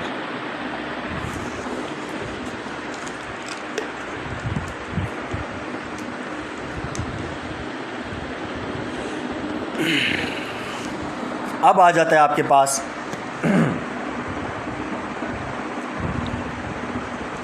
अब हमारे पास सबसे इम्पॉर्टेंट चीज़ जो आती है, that is the काबुल्स Indo Pak policy in post cold war era.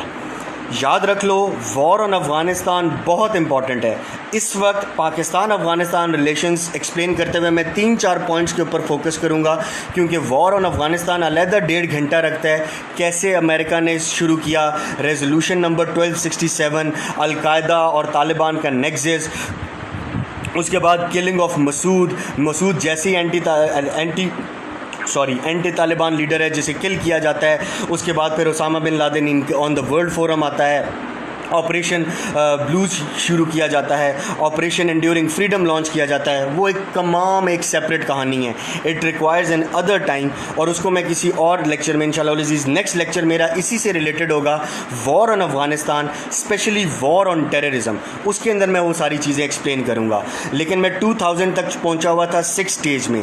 7 stage क्या है कि United States of America war on terrorism के बैनर के अंदर अफ़गानिस्तान के ऊपर वॉर वेज करता है, और उसके बाद उसकी एक प्रो अमेरिकन गवर्नमेंट वहाँ पे आती है under the banner of Hamid Karzai 10 years rule करता है। उसके बाद नेशनल यूनिटी गवर्नमेंट आ जाती है अशरफ गनी की और अब्दुल्ला की, और प्रेजेंट सिनेरियो आ जाता है।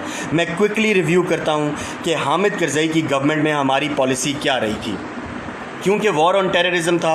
वॉर ऑन टेररिज्म ने अपनी रूट्स पाकिस्तान के अंदर भी लेना शुरू कर दी थी। पाकिस्तान को अमेरिका मोस्ट ट्रस्टेड एलाय कह रहा था यूनाइटेड स्टेट्स ऑफ अमेरिका की तरफ से in the war of terrorism. Hamid Karzai first said that Pakistan is the most trusted ally as well as inseparable brother for Afghanistan, कि पाकिस्तान जो है वो इनसेपरेबल ब्रदर है अफ़गानिस्तान के लिए। इन दोनों को आप सेपरेट नहीं कर सकते, इन दोनों को आप यहीं पे रख सकते हैं। याद रख लीजिएगा, यहाँ पे मेरे एक और पॉइंट जहन में आ गया है।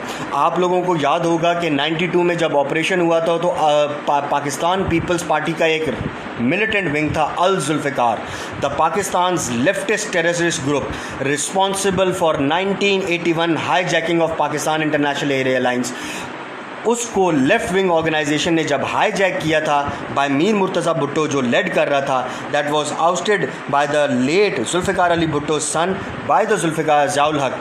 जब ये मिलिटेंट विंग सोवियत यूनियन के इन्फ्लुएंस में आया तो ज़ियाउल हक की जो मिलिट्री, हम लोगों की जो यूनाइटेड स्टेट के साथ जो को-फेडरेशन थी अगेंस्ट द सोवियत यूनियन, उस वक्त ये मिलिटेंट विंग उस वक्त इंटरनेशनली पाकिस्तान के साथ हुआ था, ख़त्म हो गया था। ये उसके बाद फिर जो कराची के अंदर होता है that is an internal situation, इसका एक्सटर्नल लिंक फिर उस वक्त ख़त्म होता है।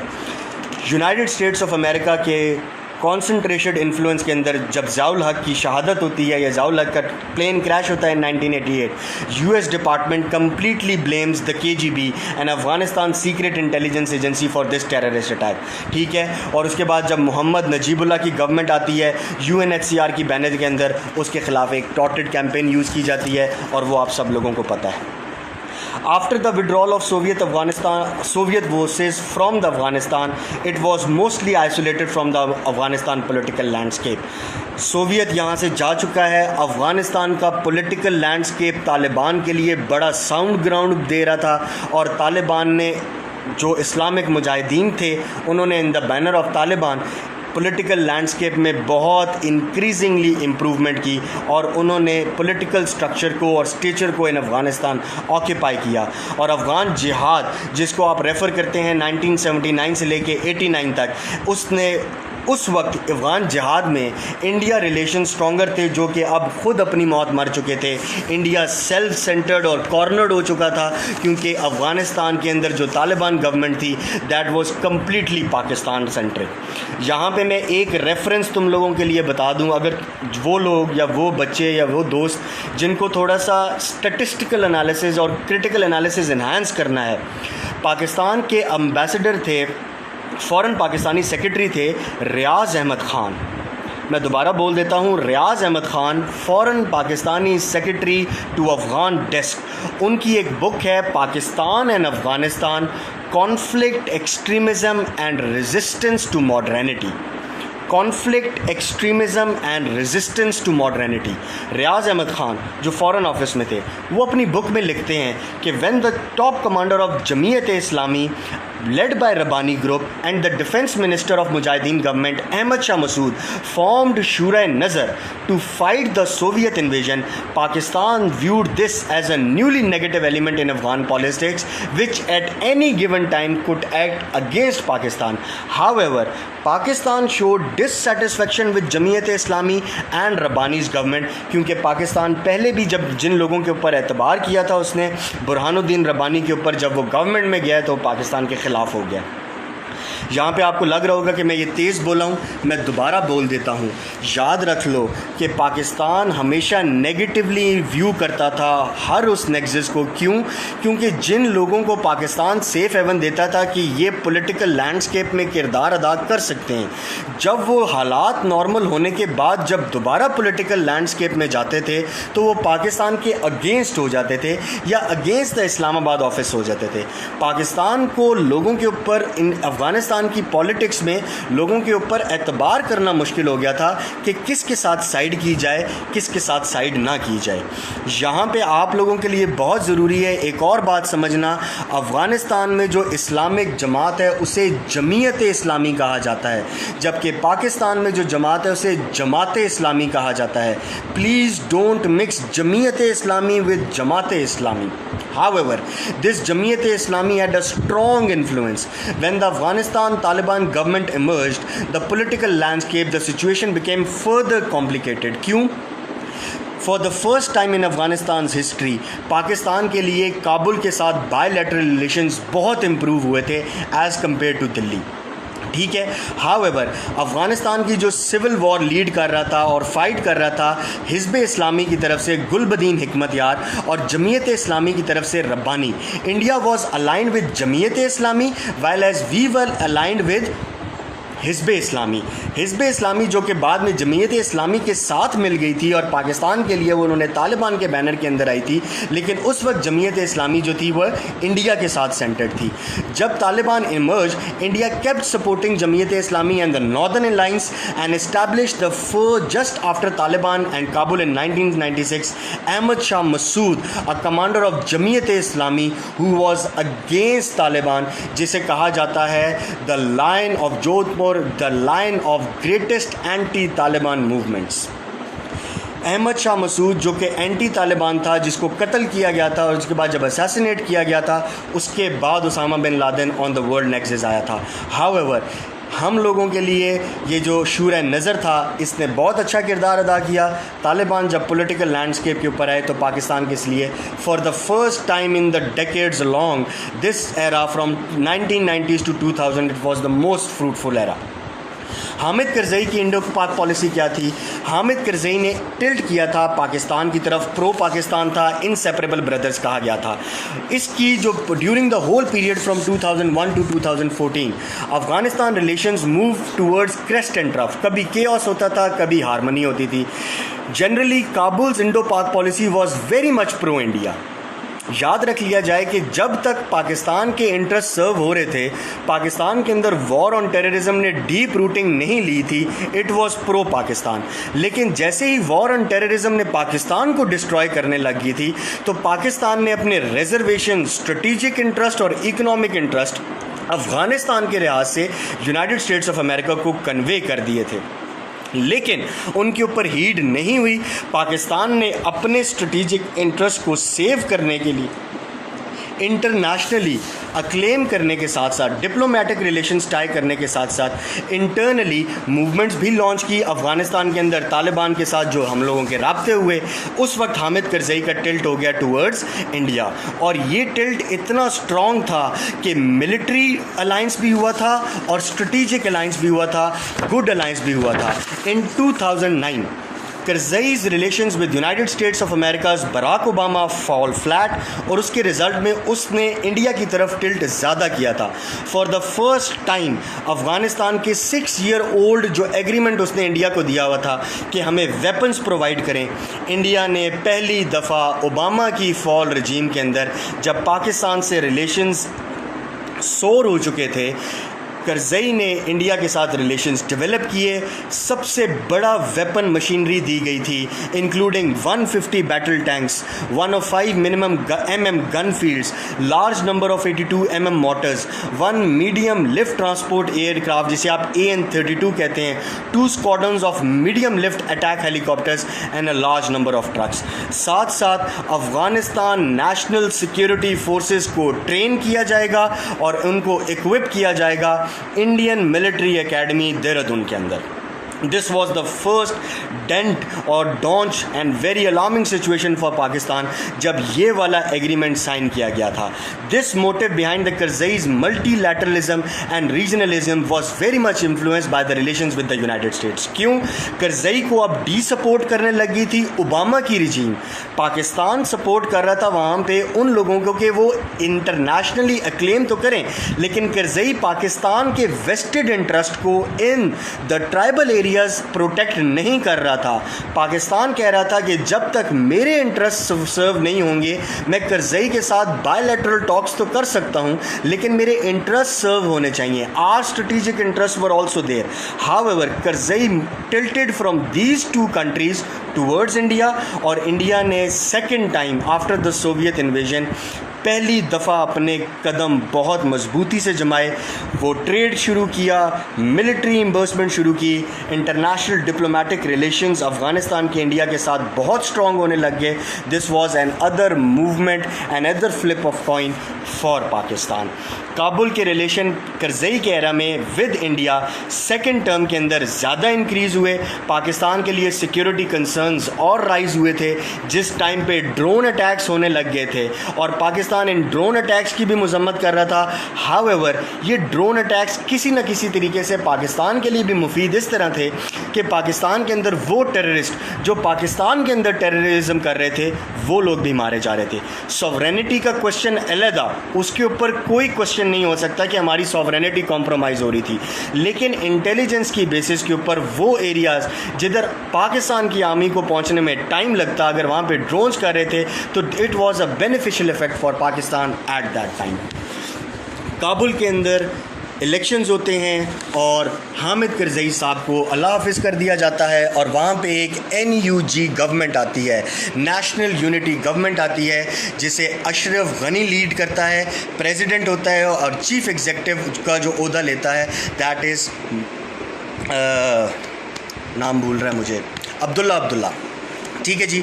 और इनके रिलेशंस डायरेक्टली प्रोपोर्शनल हुए फर्स्ट फेज़ में पाकिस्तान के साथ, इन्वर्सली प्रोपोर्शनल हुए फर्स्ट फेज़ में इंडिया के साथ। अशरफ गनी को समझ आ चुकी थी क्या कि जब तक पाकिस्तान को आप इंटरनली फोरम्स पे नहीं लोगे, ना अफ़गानिस्तान में स्टेबिलिटी आएगी, ना अफ़गानिस्तान के ड्रीम्स अचीव होंगे। अशरफ गनी ने आते साथ ही सबसे पहले इस्लामाबाद काबुल पॉलिसी को फोकस किया और दिल्ली काबुल पॉलिसी को बाईपास कर दिया। इसलिए हम अशरफ गनी की पॉलिसी को 3 डिफरेंट फेजेस में डिवाइड करते हैं। पहला फेज़ जहाँ पे गनी साहब ट्राई टू रिमेन स्टॉपेबल और पाकिस्तान की हेल्प मांगी उसने to curb the insecurity in the tribal areas as well as the non tribal areas. इसलिए पाकिस्तान ने उसको सपोर्ट भी किया और पाकिस्तान ने कुछ जो टेररिस्ट थे वो हैंड ओवर भी किए और वहाँ के अंदर टेररिज्म भी ख़त्म किया। हाउएवर इसके नतीजे में जब ये सपोर्ट हुई, जब ये बायलैटरल रिलेशंस गुड हो गए, अच्छे ज़रा जाने लगे, तो अशरफ गनी ने पहली दफ़ा बायलैटरल रिलेशंस जो इंडिया के साथ बने हुए थे वो पहली दफ़ा हिस्ट्री में शिफ्ट किए पाकिस्तान के साथ। Afghan national forces were made an agreement to be trained at Pakistan military academy Kakul. उनके एम्बेसडर्स ट्रेन होंगे इंटरनेशनल पाकिस्तान की जो कासा सर्विस अकेडमी है, जो कि इंटरनेशनल वो जो फॉरेन सर्विसेज अकेडमी है, उधर आएंगे, उनको वहाँ पे डेजिग्नेटेड ट्रेनिंग मिलेगी। मिलिट्री इक्विपमेंट चेंज होने लग गया, मिलिट्री इंफ्रास्ट्रक्चर डीलिंग होने लग गई।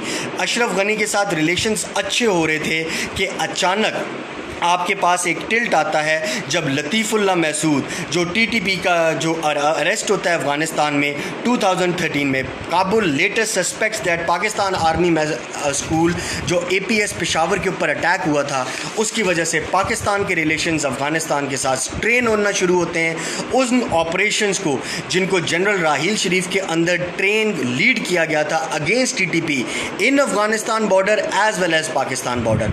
However in situation got tensed जब आपके पास बॉर्डर के ऊपर इन्फिल्ट्रेशन होती है, चीज़ें डिस्टॉर्ट होती हैं। न्यू दिल्ली जो पेशेंट रख रहा था अब वो दोबारा नेक्सस के ऊपर आता है। Despite the patients India was slowly losing its equanimity और उसके बाद लिटिल ट्रांसपोर्ट इंफ्रास्ट्रक्चर जो उसको दिया हुआ था। जब इकोनॉमिक कोऑपरेशन कॉन्फ्रेंस के ज़रिए, जिसे आप रीका कहते हैं, 2015 में काबुल के अंदर with the absence of Indian external affairs Sushma Swaraj के ज़रिए जो स्ट्रेटेजिक पार्टनरशिप आई थी, पाकिस्तान को इन 4-5 इवेंट्स के बाद पता लग गया था कि अब अशरफ गनी की भी जो गवर्नमेंट है that has a tilt towards India और दोबारा रिलेशंस जो कि एक अपर हाई के ऊपर जा रहे थे लोअर हाई के ऊपर आने लग गए।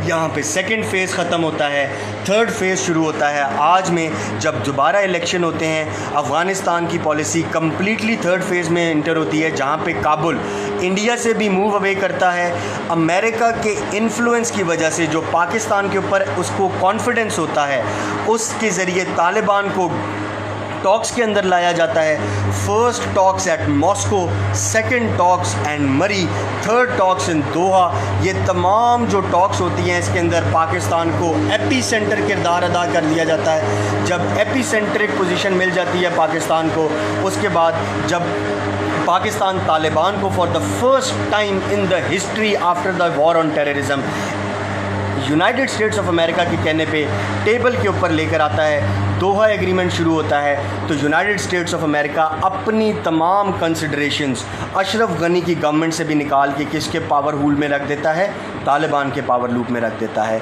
और उसके बाद पाकिस्तान जो कि ड्राइव कर रहा था इस तालिबान US की टॉक को, she again takes a centric position और उसके बाद इंडो पाकिस्तान रिलेशंस ट्रेन के अंदर चले जाते हैं। क्यों?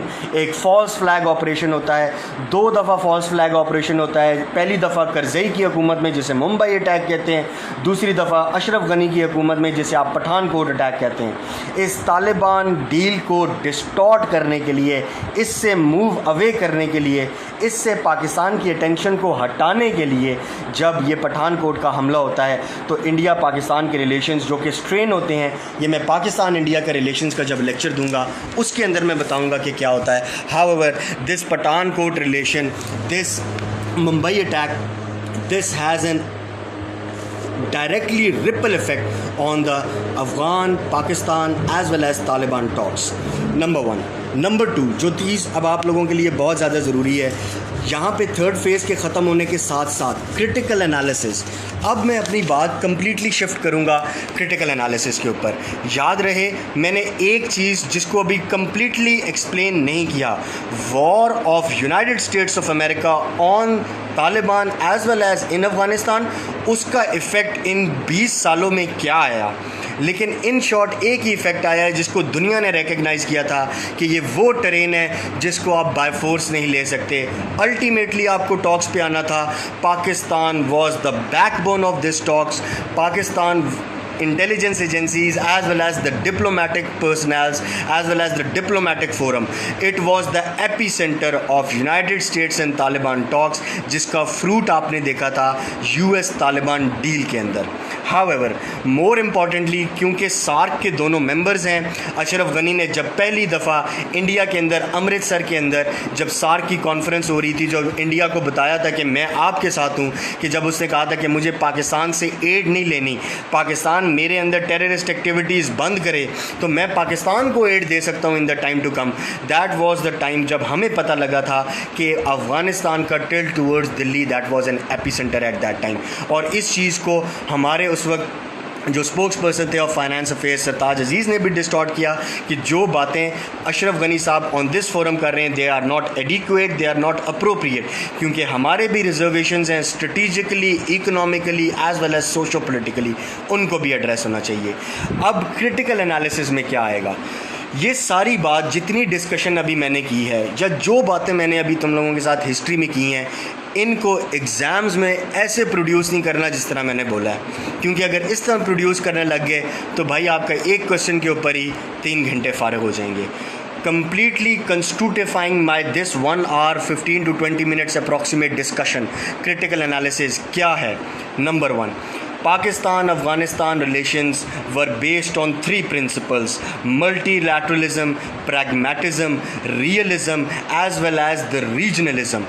दूसरा important turnover point कब आया, जब strategic relations आए, relations in relations to Soviet war, उसके बाद तालिबान की interference and complete approval of the Pakistan.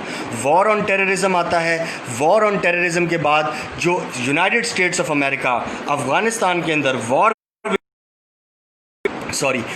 Veg करने के बाद अब मॉडर्न टाइम्स में, प्रेजेंट एरा में, जब वो ये कॉन्सेप्ट इंट्रोड्यूस कर रहा है कि वो स्ट्रेटिजिक बैलेंस क्रिएट करेगा साउथ एशिया में, तो स्ट्रेटिजिक बैलेंस क्रिएट करने के लिए Afghanistan is the epicentre, because with Afghanistan you can have access to the Gulf states, with Afghanistan you can have access to the Russia, with Afghanistan China can have access to even Europe through the process of CPEC, जिसे आप string of pearl कहते हैं. ये सारी discussions with relations to international aspects मैं अगले lecture में करूंगा, लेकिन यहाँ पे ये चौथा मेन इंपॉर्टेंट पॉइंट है कि पाकिस्तान अफगानिस्तान रिलेशंस जो कि लोएस्ट स्टेप में भी रहे थे, हाईएस्ट स्टेप में भी रहे थे, उनको कैसे स्ट्रेन किया जाता है.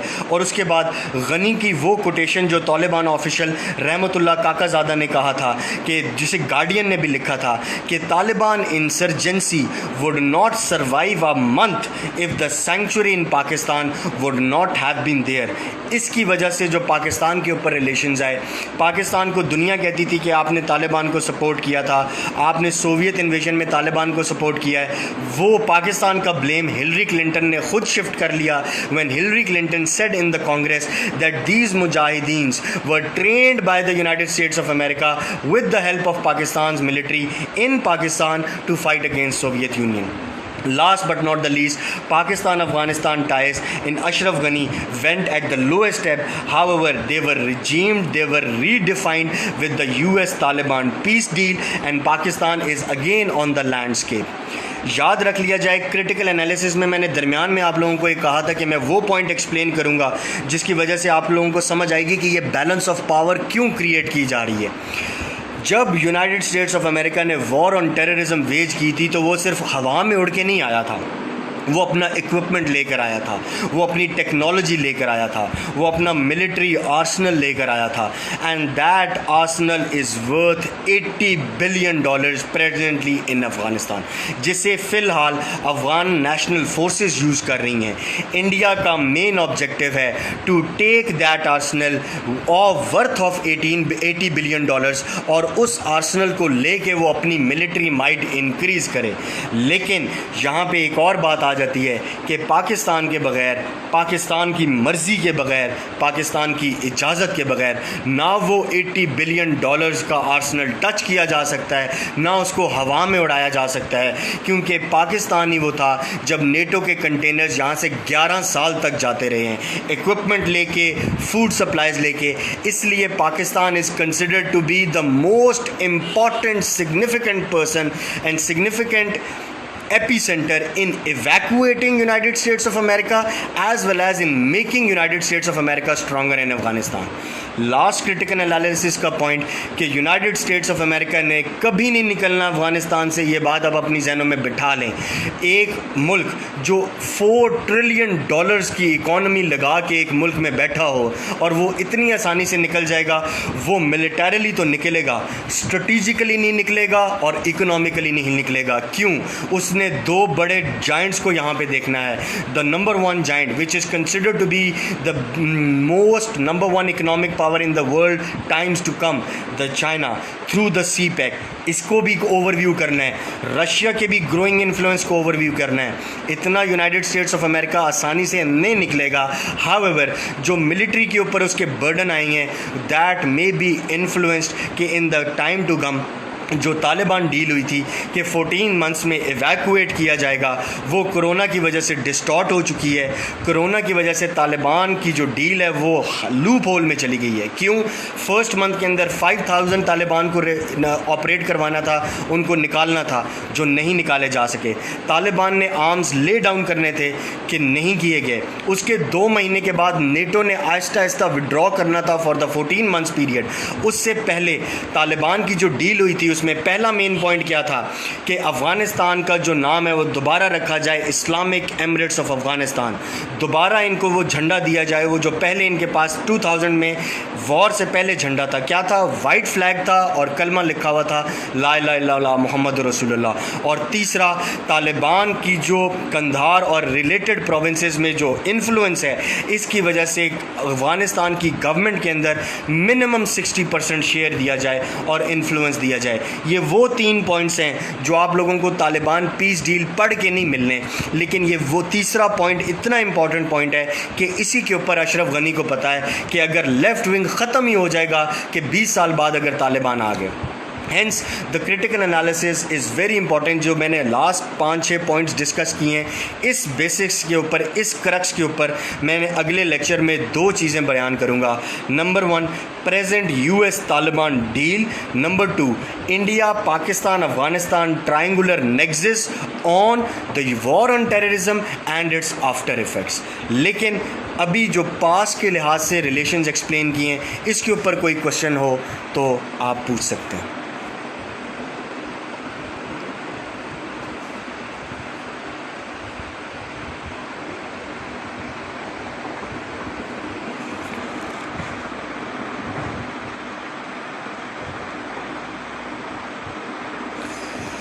It is not about the time that I have opened Pandora box. Let us be very clear and let us be very psychologically epicentre in this discussion. अगर आप लोग ब्यूरोक्रेट बनना चाह रहे हैं ना, तो ये थड़े वाली डिस्कशन से बाहर निकलें। ये थड़े वाली डिस्कशन है कि जी ये पंडोरा बॉक्स हो गया तो ये हो गया तो ये फ़लाना चीज़ होगी। हम पहले इल्ज़ाम लगाते रहे थे। हर मुल्क का अपना वेस्टेड इंटरेस्ट है भाई। जब अपने वेस्टेड इंटरेस्ट को प्रोटेक्ट करोगे तो आगे चल सकोगे। इंडिया का जब तक अफ़गानिस्तान में वेस्टेड इंटरेस्ट होगा, इंडिया प्रोटेक्ट करेगा। इंडिया चाहेगा कि तालिबान US डील ना हो, क्योंकि जब US निकला तो तालिबान ने सबसे पहले अटैक किसके ऊपर करना है?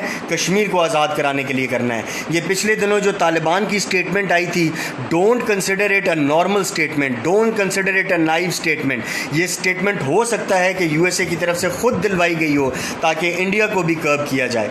This is not a Pandora box, this is an another focal length from which you are being diverted. हर मुल्क के अपने वेस्टेड स्ट्रेटिजिक इंटरेस्ट होते हैं। वो interest with the passage of time, with the natural time या with the passage of dynamics change होते हैं। कोई भी पॉलिसी हमेशा स्ट्रिंजेंट नहीं होती, कोई भी पॉलिसी हमेशा स्ट्रिक्टली रेटिफाई नहीं होती। पॉलिसीज़ चेंज क्यों करते हैं? क्योंकि हालात चेंज हो चुके होते हैं, वक्त चेंज हो चुका होता है। पाकिस्तान को इस वक्त जो ड्यूरेंट लाइन के ऊपर पाकिस्तान अपना ज़िंदगी में पहली दफ़ा 2016 के बाद जो बॉर्डर रेटिफाई कर रहा है, जो बॉर्डर को क्लोज़ कर रहा है, जो बॉर्डर पे बाड़ लगा रहा है, बाड़ तो लगा रहा है लेकिन ट्रेन इतनी मुश्किल है कि उसको रेगुलेट भी सिर्फ क्वाडकॉप्टर से कर सकते हो, नॉर्मल रेगुलेट भी नहीं कर सकते। तो इसका मतलब है ये पंडोरा बॉक्स खुल गया है कि जी अब आप रेगुलेट नहीं कर पा रहे तो इतना खर्चा क्यों कर रहे हो। आपको अपने इस बॉर्डर को जो कि इनफिल्ट्रेटेड बॉर्डर था अब रेगुलेट करना पड़ेगा। So this is not a Pandora box that has been open, these were the things that were marked down in history on the lowest step.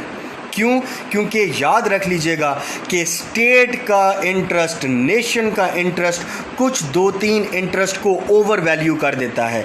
मैं हमेशा से ये बात याद बताता हूँ, मैं अपनी ऑफ द रिकॉर्ड डिस्कशन के अंदर भी करता हूं, जो कि मैं ऑन द लाइन कभी बात नहीं करूंगा कि रेमंड डेविस को लेके जाने में पीछे कहानी क्या थी। आप लोगों को पॉलिटिकल लीडर्स कुछ और बताएंगे। देखें, पॉलिटिकल लीडर्स का तो काम होता है नेशनल इंटरेस्ट को सेंट्रलाइज करना। आप ब्यूरोक्रेट्स हैं, ब्यूरोक्रेट्स ने ऐसा नहीं सोचना। ब्यूरोक्रेट्स ने ऑफ द टेबल भी सोचना है, ओवर द टेबल भी सोचना है। सेंट्रिक व्यू रखना है कि क्या डिप्लोमेटिक सोल्यूशन हो सकता है, नंबर 1। नंबर 2, इस डिप्लोमेटिक सोल्यूशन का स्ट्रेटेजिक इफेक्ट क्या होगा। तीसरा, इस डिप्लोमेटिक सोल्यूशन का इकोनॉमिक इफेक्ट क्या होगा। So in short, cutting the long story short, the Pandora box has not been open. It is the reality that was accepted at that time while you were refusing, because you were not wanting to see with that critical lens कि things that are being in front of your eyes have a different posture on the back of your arena. आपको दोनों sides को view करना चाहिए. पाकिस्तान के अफगानिस्तान के relation सिर्फ Durand line पर नहीं है, सिर्फ बाढ़ लगाने पर नहीं है, सिर्फ आप इस ड्यूरन लाइन को नॉर्मल कर लेंगे इस पे नहीं है. जो वजीरिस्तान में ऑपरेशन राह रास्त हुआ है, राह निजात हुआ है, ये पाकिस्तान ने अपनी मर्ज़ी से नहीं किए, ज़रबे अज़ब किया है. उसके बाद जो दूसरे ऑपरेशंस हुए हैं, जो बलोचिस्तान में इंसर्जेंसी हो रही है, इसका डायरेक्ट लिंक आता है रॉ के साथ. रॉ क्यों इन्फ्लुएंस कर रही है पाकिस्तान के अंदर, रॉ किस तरीके से ईरान और अफ़गानिस्तान के अंदर इन्फ्लुएंस कर रही है. This would be a very good point of time कि आप लोगों को इसका नेक्सस समझ आए. और जब ये नेक्सस समझ आता है तो हमें ये बात समझ आती है कि स्टेट का इंटरेस्ट सबसे पहले होता है और वेस्टेड इंटरेस्ट को प्रोटेक्ट करने के लिए अल्टीमेट जो बात होनी चाहिए वो होगी.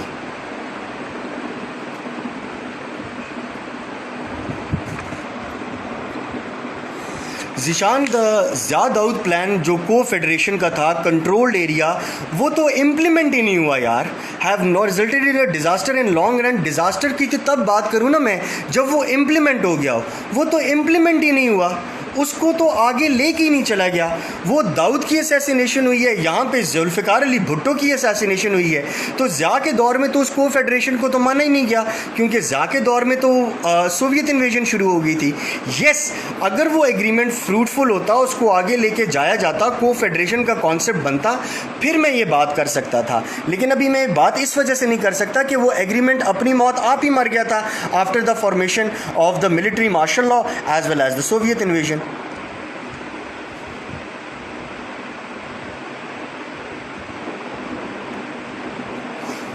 पाकिस्तान की foreign policy in relation to Afghanistan in context of peace process is very clear ji. Let me be very assure, Pakistan सिर्फ दो चीज़ें चाहता है.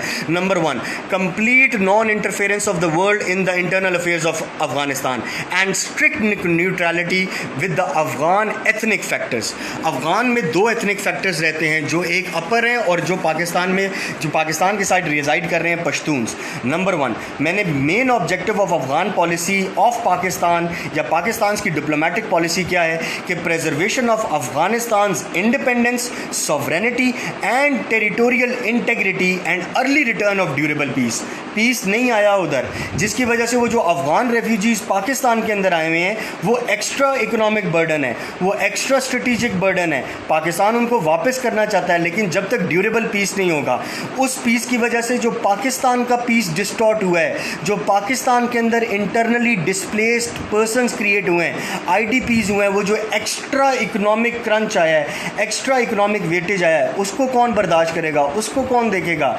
इसलिए पाकिस्तान का जो एनविसेज फॉरेन व्यू है, जो पाकिस्तान ने डिप्लोमेटिकली चीज़ों को सॉल्व करना है in the context of peace process, Pakistan ये चाहता है कि अफगानिस्तान को कंप्लीट ऑटोनॉमी हो, free from the influence of Afghanistan, United States of America, free from the influence of India as well.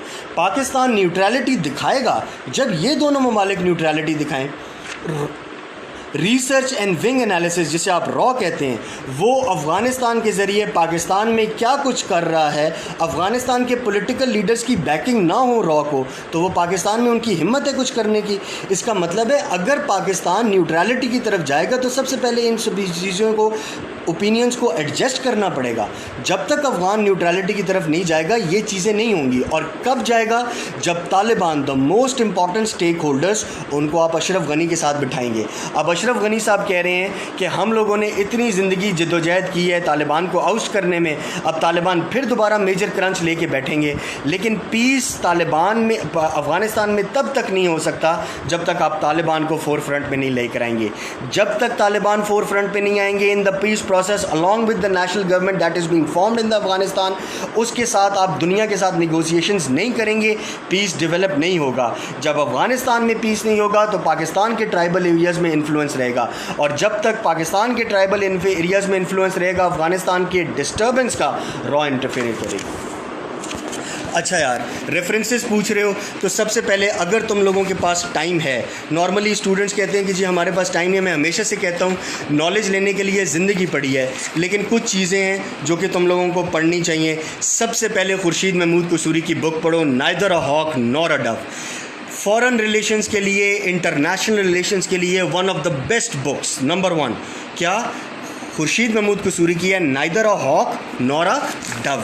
दूसरा मैंने आप लोगों को एक रेफरेंस दिया था रियाज अहमद ख़ान, उनकी बुक है अफ़गानिस्तान एंड पाकिस्तान, ठीक है, conflict, extremism and resistance to modernity, conflict, extremism and resistance to modernity. उसके बाद बहुत सिंपल, अगर किसी ने इन दो चीज़ों को मतलब ज़्यादा समझता है कि वो टाइम लग जाएगा, डॉन के आर्टिकल्स, जो नॉर्मली गार्डियन के आर्टिकल्स और इकोनॉमिस्ट के आर्टिकल्स रिगार्डिंग जो अफ़गानिस्तान पीस प्रोसेस आते हैं वो पढ़ लें, उससे नॉलेज आपका इम्पार्ट होगा। लेकिन एक चीज़ जो मैं हमेशा अपने तमाम दोस्तों को कहता हूँ कि William Dalrymple, WILLIAM, William DALRYMPLES, डेलरिम्पल्स का एस्से है a deadly triangle Afghanistan, Pakistan and India. William Dalrymple का एक एस्से है a deadly triangle Afghanistan, Pakistan and India. One of the most bold, dynamic, short and brief essay on the relations of the triangular nexus, जिसको मैं अपने next lecture में explain करूँगा कि ये नेक्सस इंडिया, पाकिस्तान, अफगानिस्तान का क्या है और इसको कैसे हम लोग पढ़ सकते हैं और हम लोगों को आगे पढ़ना चाहिए। नंबर 1। दूसरा, मैंने लास्ट टाइम भी आप लोगों को एक बुक रेफ़र की थी शमशाद अहमद की, पाकिस्तान अफेयर्स और करंट अफेयर्स, और जैसे ही मेरा इस सेशन एंड होता है मैं इन रेफरेंसेस को प्लस 2-3 रेफरेंसेस और भी हैं जो सुषमा स्वराज का एक्सटर्नल रिसर्च पेपर है, पाकिस्तानी फॉरेन डिप्लोमेट्स का जो एक 2-3 रिसर्च पेपर्स हैं जो कि नॉर्मली आपको नहीं मिलेंगे, मैं लिंक में प्रोवाइड भी कर दूंगा, और मैं अभी इस लेक्चर के एंड पे ये तमाम रेफरेंसेस लिख भी देता हूँ।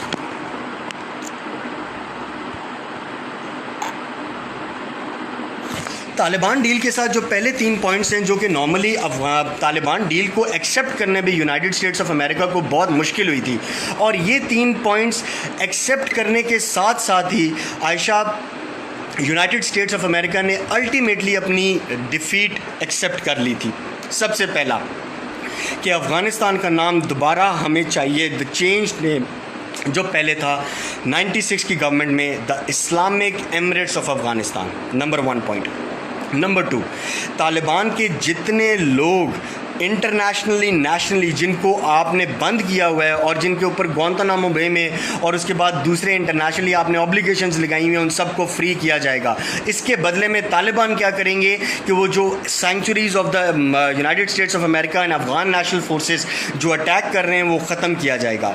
दूसरा इंपॉर्टेंट पॉइंट ये था। तीसरा इंपॉर्टेंट पॉइंट ये था कि हमारा फ्लैग दोबारा वापस दिया जाए। ये जो अफगानिस्तान का भी प्रेजेंट फ्लैग है ना, जो यूनाइटेड नेशंस ने डिज़ाइन किया है, ये फ्लैग हमें नहीं चाहिए। चाहिए, जो हमें फ्लैग चाहिए वो फ्लैग कौन सा है? वाइट फ्लैग विद द कलमा रिटन ऑन इट। सऊदी अरब का ग्रीन फ्लैग और कलमा लिखा हुआ है, ये इनका वाइट फ्लैग है। The fourth and the most important, जिस लेवल और जिस प्रोपोर्शन के ऊपर तालिबान पहले गवर्नमेंट में थे उस प्रोपोर्शन के ऊपर दोबारा लेकर आया जाए। और ये अब चीज़ इस वजह से वैलिड हो जाती है क्योंकि आपको पता है कि अभी दोबारा इलेक्शंस हुए हैं और उन इलेक्शंस के रिजल्ट अभी आए हैं। अशरफ गनी और अब्दुल्ला ने बहुत थोड़े मार्जिन से एक दूसरे को आगे पीछे कर रहे हैं और ये सबसे लोएस्ट टर्न्ड आउट इलेक्शन है। इसका मतलब है ये इलेक्शन उस वक्त तक वेटेज नहीं रखेगा जब तक प्रोमिनेंट किसी को विजिबल विक्ट्री ना मिले। विजिबल विक्ट्री दोनों के पास नहीं है। It is a basic triangular point और it is a basic curve path now कि अब तालिबान को इंट्रोड्यूस किया जाएगा गवर्नमेंट में, तब पीस प्रोसेस की तरफ जा सकते हैं, अदरवाइज आप नहीं जा सकते। कोरोना का लेजिस्लेशन ले लें, कोरोना को बेशक बायस बनाएगी कि कोरोना की वजह से नहीं हो रहा, तालिबान अपने पार्ट ऑफ द डील को इन्फोर्स नहीं कर रहे, जो मर्जी बेसिस करें। तालिबान की पीस डील के अंदर एंट्रेंस और उनकी इन्फोर्समेंट के बगैर पीस नहीं होगा और तालिबान को ड्राइव करने में मेन एनर्जी किसकी है? पाकिस्तान की।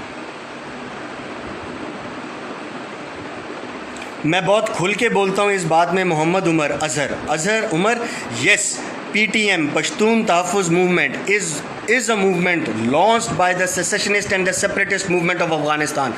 यहाँ पे PTM के एक बंदे को या जो पश्तून तहफ़्फ़ुज़ मूवमेंट के वो जो लीडर हैं उनको अगर आपकी एजेंसीज उठाती हैं तो अशरफ गनी साहब क्यों बोलते हैं कि वहाँ पे जो अफगान नेशनल्स हैं उनके साथ इस्तेसाल हो रहा है? यहाँ पे ये बात याद रख ली जाए, जब पाकिस्तान बैडली टॉर्न था इन टेररिज्म के अंदर, जब पाकिस्तान बैडली इंफ्रास्ट्रक्चर के साथ डेविस्टेट हो चुका था, जब कोई हमारा ट्राइबल एरियाज़ में पुरसाने हाल नहीं था, IDPs रुल रहे थे, उस वक्त PTM किधर थी? उस वक्त PTM पश्तून तहफ़्फ़ुज़ मूवमेंट किधर थी? जब ऑपरेशन राय रात शुरू हुआ था, जब रिज़र्व अज़्ब शुरू हुआ था, जब राह निजात शुरू हुआ था, जब ये टेररिस्ट पूरी मस्जिदों को उड़ा देते थे, जब इन तालिबान ने जो कि TTP तहरीक तालिबान पाकिस्तान, जब इन्होंने वो जो हरम बनाए हुए थे वहाँ पे लोगों को ब्रेन वॉश कर रहे थे, where was PTM at that time? आज PTM को सबसे ज़्यादा रोना आ गया है कि वहाँ पे पश्तून्स का इस्तेसाल हो रहा है। मैं एक चीज़ मानता हूँ, let us be very fair in this critical analysis, where war comes destruction is ultimate. ये नहीं हो सकता कि 10 बंदे महफूज रहें और 20 बंदे मारे जाएं। जब एक गांव के ऊपर आप अटैक करोगे तो ऑब्वियसली सी बात है गांव में अच्छे लोग भी हैं, बुरे लोग भी हैं। अच्छे लोग भी बेचारे उस बीच चीज़ से सफ़र करेंगे। नोबडी इज सेइंग कि पाकिस्तान के अंडर टेररिज्म में अच्छे लोगों ने सफ़र नहीं किया। अगर बुरे लोगों को मारना था तो अच्छे लोगों का सफ़र करना चाहिए था। बट वो अच्छे लोग जो आज फ़ौज का साथ दे रहे हैं, वो आज जो KP की गवर्नमेंट के अंदर साथ दे रहे हैं, जो PTM कह रही है कि इन लोगों का पश्तूनों का इस्तेसाल हो रहा है, where is Pashtun?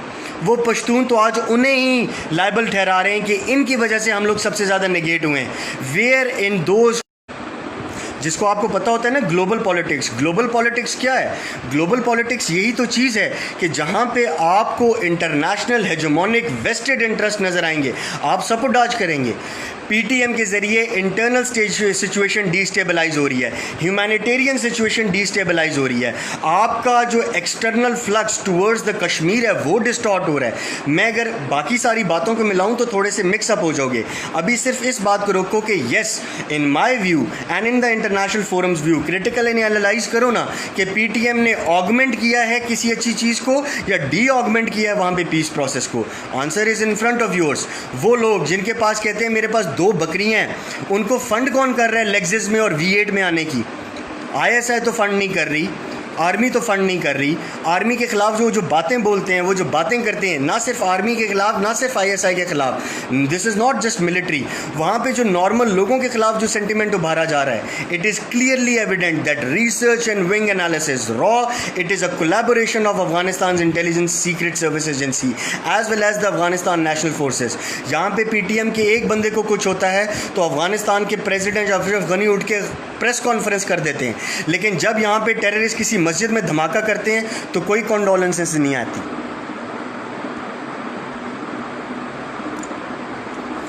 Imran, notes का क्या मसला है? नोट्स का मसला ये है कि अब ऑब्वियसली सी बात है कि आप, मैं ये नहीं कहता यार कि मैंने बॉम्ब, अब ये पढ़ के ही आता है यार। अब नॉर्मली ये होता है कि दिन में मैं ऑलमोस्ट 30 to 40 आर्टिकल्स वैसे ही मेरी नज़रों के सामने से चले जाते हैं। हाँ, मेरे रिसर्च पेपर्स हैं वो पब्लिश होने लगे हैं, लेकिन इंशाल्लाह अज़ीज़ मैं कोशिश करूँगा यार कि मैं अपने नोट्स क्लिप्स को सेंड करूँ जो मैं अपने हाथ से लिखता हूँ। मुझे 1-2 दिन का टाइम में, मुझे थोड़ा सा टाइम इस वजह से चाहिए कि मेरी अपॉइंटमेंट्स इस तरह होती हैं कि I am not getting 4 to 5 hours of time. लेकिन मैंने जो पहला लेक्चर दिया था आर्टिकल 371 के, उसके नोट्स कंप्लीट हो चुके हैं। वो मैं इंशाल्लाह अज़ीज़ क्लिप्स को एज सून एज़ पॉसिबल भिजवा दूंगा ताकि वो उसको स्कैन करके अपलोड कर दें। और इनके रिलेशंस के भी जो नॉर्मली मैं अभी रेफरेंसेस लिख दूंगा इस वीडियो के बाद, उसके बाद मैं अपलोड भी कर दूंगा कि कहाँ कहाँ से पढ़ो, और अगर मेरे नोट्स तुम लोगों के लिए बेनिफिट हो सकते हैं, कुछ एक्स्ट्रा हेल्प कर सकते हैं, तो definitely I will be uploading them in very soon इंशाल्लाह अज़ीज़। लेकिन यार बस थोड़ा सा टाइम ताकि मैं उनको थोड़ा सा स्ट्रैटिफाई कर लूँ। तालिबान बहुत इन्फ्लुएंशियल हैं जी इस मोमेंट के ऊपर, एंड बॉर्डर फेंसिंग हमारी जो हो रही है बिल्कुल सही हो रही है। We want to make a infiltrated border now. Infiltration को ख़त्म करना चाहिए, हम ख़त्म कर रहे हैं। We want a restricted border. हम नहीं चाहते कि इन्फिल्ट्रेशन हो हर जगह से। अगर हर जगह से इन्फिल्ट्रेशन होगी तो हम लोग अपने इंटरनल सॉवरेन स्टेट को, इंटरनल सिक्योरिटी को उस तरीके से ऑगमेंट नहीं कर सकेंगे जो हमारे अभी रिव्यूज़ हैं। और हमारी गवर्नमेंट के साथ भी, अफगान नेशनल गवर्नमेंट के साथ भी और तालिबान के साथ भी टॉक्स भी यही हैं कि दोनों तरफ सिचुएशन को नॉर्मलाइज करने का सबसे पहले तरीका ये है कि क्रॉस बॉर्डर फिल्ट्रेशन को ख़त्म किया जाए। Our foreign policy towards Afghanistan in context of India, ये बिल्कुल वाजे है और हमने अफगानिस्तान को बिल्कुल वाजे किया हुआ है। हमारी फॉरेन पॉलिसी क्या है? Complete non interference of India on Afghanistan Pakistan Durand Line. Pakistan और अफ़गानिस्तान के बॉर्डर के ऊपर इंडिया कैसे काउंसलेट्स बना के बैठा हुआ है? Why is India making consulates on Pakistan India's border? उसका काम क्या है यहाँ पे?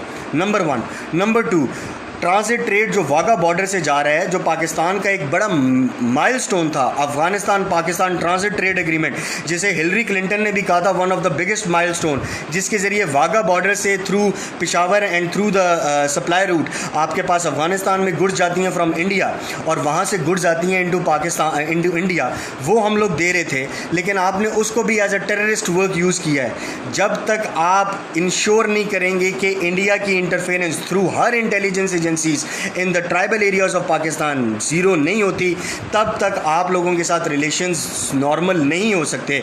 और तब पाकिस्तान राइट रखता है कि वो स्ट्रेटिजिकली, इकोनॉमिकली, सोशली, मिलिटरीली या डिप्लोमेटिकली जो वो बेहतर समझता है अपनी सॉवरेनिटी को प्रोटेक्ट करने के लिए वो करे।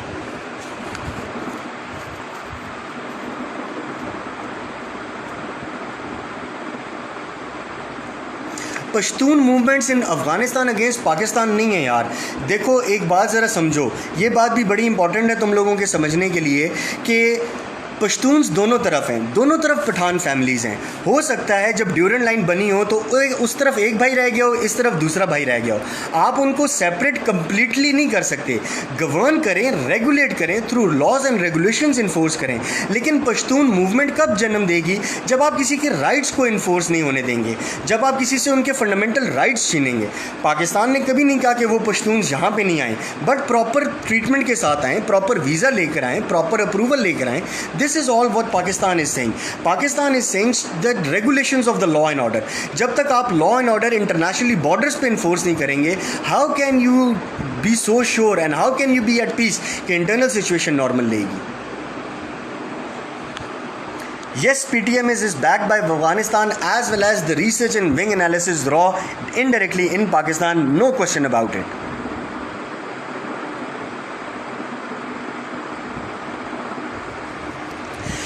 ज़ीशान सबसे बड़ा जो सिग्निफिकेंट पॉलिसी जो उस वक्त 96 के अंदर बनी थी कि तालिबान का जब गवर्नमेंट आई थी तो रिलेशंस विद इंडिया किस लेवल पे होंगे। नंबर 1 कि अफ़गानिस्तान ने सबसे पहले कहा था कि कश्मीर के इशू को रिजॉल्व करेगा इंडिया, अदरवाइज़ अफ़गानिस्तान के रिलेशन सटल रहेंगे। और अभी आपने देखा है पिछले दिनों एक स्टेटमेंट आई है तालिबान की कि अब हमारा जिहाद कश्मीर की तरफ होगा। ये स्टेटमेंट ऐसे नहीं आ गई, ये स्टेटमेंट फजूल में नहीं आई, ये स्टेटमेंट 2 मिनट के लिए नहीं निकाली गई, ये स्टेटमेंट बड़ी सोच समझ के दी गई है। और इस स्टेटमेंट का एक बड़ा इन्फ्लुएंस होगा। ऑब्वियसली सी बात है, आपको समझना चाहिए ये स्टेटमेंट किसके इन्फ्लुएंस से, ये किसके रिजॉल्व से आई होगी। और बाकी बातें मैं इधर करने से गुरेज करूँगा, जब पर्सनल बैठेंगे तो इंशाअल्लाह अज़ीज़ बाकी बातें बताऊँगा।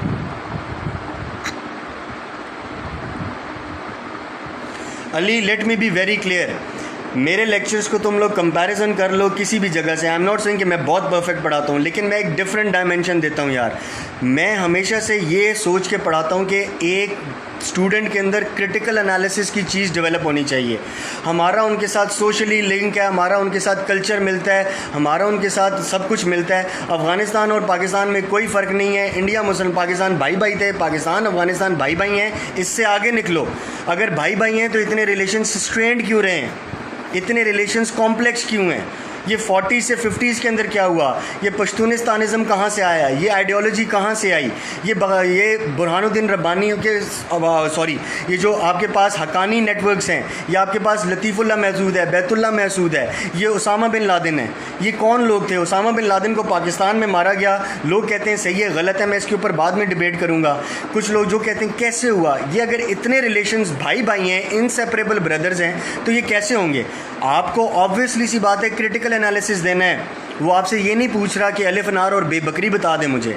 जब आपसे वो पूछ रहा है कि what is the effect of US Taliban deal on Pakistan Afghanistan relations, तो आपको तो सबसे पहले डील का पता होना चाहिए। डील हुई क्या है या डील हो क्या रही है? तालिबान पाकिस्तान अफ़गानिस्तान रिलेशंस में सबसे बड़ा इन्फ्लुएंस डील ही डालेगी। क्यों? तालिबान को डील के ऊपर लाया कौन? पाकिस्तान। इसका मतलब है जब तालिबान नेक्सिस के अंदर आएंगे तो वो पाकिस्तान के साथ अपने रिलेशंस नॉर्मल करेंगे। ठीक है, ये चीज़ें बड़ी नॉर्मल नहीं है जो आप लोग समझ रहे हैं कि हम लोग एक आर्टिकल पढ़ेंगे तो 2 आर्टिकल पढ़ लेंगे। मेरी इस डिस्कशन से जो मैंने अभी आप लोगों को 1 घंटे से ऊपर होने वाला है, जो मैं कोशिश कर रहा हूँ कि दूँ कि this is not a normal tone. ये नॉर्मल ना समझो कि आप रिलेशंस को सिर्फ और सिर्फ सोशो पॉलिटिकल लैंडस्केप के अंदर देखेंगे। स्ट्रेटिजिकली देखोगे, बैलेंस ऑफ पावर के लिहाज से देखोगे, great game of the world's के लिहाज से देखोगे, जियो पॉलिटिक्स के लिहाज से देखोगे, इंटरनल सिचुएशन के लिहाज से देखोगे, इकोनॉमी के लिहाज से देखोगे, सोशल लॉ एंड ऑर्डर के लिहाज से देखोगे। रिलेशन सिर्फ ये नहीं है कि क्या क्या हुआ, ये सारी चीज़ें जो अभी मैंने मेंशन की हैं ये रिलेशंस को इफेक्ट करती हैं।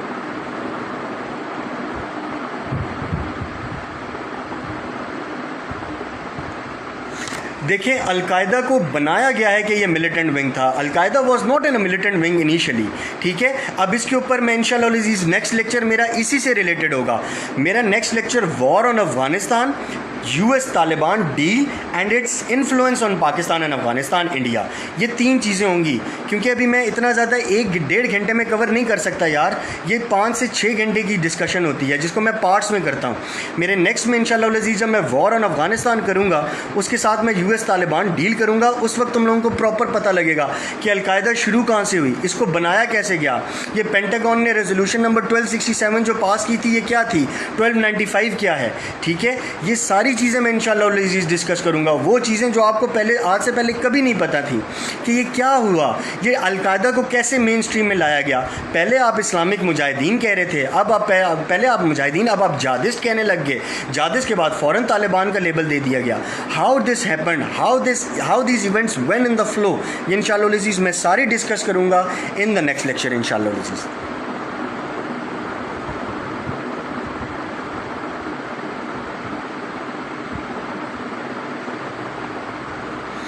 देखें, आप लोग ब्यूरोक्रेट्स बन रहे हैं, आप लोगों ने CSS में जाना है। Please avoid from the political discussion and please avoid from the political marks. Statistically, analytically, critically अपना आंसर करें। प्लीज़ पॉलिटिकली आंसर नहीं करना कि जी हमारी पॉलिटिकल लीडरशिप क्या करती है। पॉलिटिकल लीडरशिप एक और फोरम के ऊपर होती है। यस, उसका सबसे बेसिक फोरम और उसका सबसे बेसिक एजेंडा क्या होना चाहिए? नंबर 1, वो प्रोटेक्ट करे सॉवरेनिटी को स्टेट की।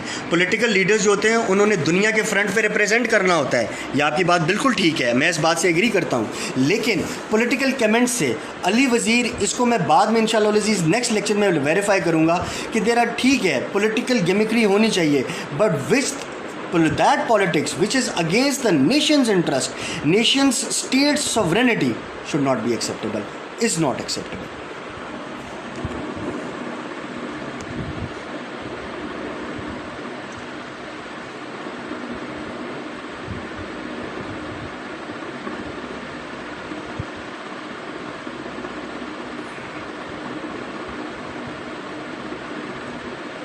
इंशाल्लाह जी आप लोगों की सारी क्यूरीज़ मैं कोशिश करूँगा एज़ सुन एज़ पॉसिबल। मेरे पास जिस तरह मैं को अपना टाइम निकाल रहा हूँ आजकल, बिकॉज दुनिया में मतलब कोरोना की वजह से सब कुछ बंद है, लेकिन हम लोग बंद नहीं हैं। लेकिन इंशाअल्लाह अज़ीज़ जैसे ही ये चीज़ें ऑगमेंट होती हैं, as soon as I am getting the time, मैं आर्टिकल 371 प्रिपेयर कर चुका हूँ। बस इंशाअल्लाह अज़ीज़ इसको प्रिपेयर करके मैं एज़ सुन एज़ पॉसिबल जो है वो देता हूँ किप्स वालों को, तो ताकि वो आप लोगों के लिए अपडेट करें। Last but not the least, इंशाअल्लाह अज़ीज़ मैं भी इसके वीडियो के आखिर में आपको रेफरेंसेस लिख भी देता हूँ इंशाअल्लाह अज़ीज़। 2-3 चीज़ें यार प्लीज़ रिमाइंड रखा करो कि मैं सारी चीज़ें पढ़ने को नहीं कहता, बहुत इन्फॉर्मेशन आती है, बहुत लोग डिस्कस करते हैं। लोगों से ज़्यादा आप लोग एनालिसिस को देखा करें और ख़ुद एनालिसिस भी डेवलप करें कि ये जो बात कही जा रही है क्यों कही जा रही है, why, what and where, when, ये 5 W's खुद से आंसर करना शुरू करो। मैं अगर CSS की तैयारी कर रहा होता लाइक यू पीपल, मैं सबसे पहले तो देखता कि अफ़गानिस्तान के ऊपर इनसाइड डिप्लोमेट्स का होता है। अगर कोई डिप्लोमेट मुझे मिलता है तो मैं, दूसरा नेशनल डिफेंस यूनिवर्सिटी की वेबसाइट पे जाएं और नेशनल डिफेंस यूनिवर्सिटी की वेबसाइट पे जाके सबसे पहले वहाँ से आप रिसर्च पेपर्स डाउनलोड करें, पाकिस्तान अफगानिस्तान रिलेशंस के ऊपर पढ़े होंगे। तीसरा, डॉन, मैं हमेशा से कहता हूँ it is considered to be the Bible of CSS। However हर रोज़ एक आर्टिकल आ रहा होता है, एक एडिटोरियल आ रहा होता है। आर्टिकल 1-1.5 हफ्ते बाद आता है, किसी ख़ास इवेंट के ऊपर आता है, एक ख़ास खबर के ऊपर आता है। डॉन पढ़ें, उसके बाद मैं गार्डियन को सजेस्ट करता हूँ, और तीसरा इकोनॉमिस्ट। बहुत ज़्यादा भी ना अपना नॉलेज वास्ट करो, लेकिन बहुत ज़्यादा रेफरेंसेस भी ना रखो कि चीज़ें समझ ही ना आए। 3 रिसोर्सेज लेके चलो, अच्छे लेके चलोगे इंशाअल्लाह अज़ीज़ बेस्ट होगा। और दूसरा, मैं इंशाअल्लाह अज़ीज़ जो चीज़ें मैं प्रोवाइड कर सकता हूँ इंशाअल्लाह अज़ीज़ मैं प्रोवाइड करूँगा। KIPS CSS network, KIPS Islamabad page, Sargodha page, जिस पेज के ऊपर भी होता है मैं इंशाअल्लाह अज़ीज़ इसको करूँगा। Thank you so much for your patient hearing. यार मुझे पता है कि मैं थोड़ा सा तेज़ बोल रहा हूँ क्योंकि क्लास में मेरी स्पीड थोड़ी सी स्लो होती है, लेकिन क्लास में टाइम ज़्यादा होता है। अब इस 1.5 घंटे के अंदर मैं सारा कवर नहीं कर सकता। मैंने वॉर ऑन अफ़गानिस्तान अभी जो टेररिज्म के ऊपर है वो रखी है, और तालिबान पीस डील जो है इसके ऊपर मैं इंशाअल्लाह अज़ीज़ नेक्स्ट लेक्चर जब भी मेरा हुआ मैं इसी के ऊपर इंशाअल्लाह अज़ीज़ डिस्कशन करूँगा। अल्लाह हाफ़िज़, almighty bless you all. Thank you ji, अस्सलाम वालेकुम।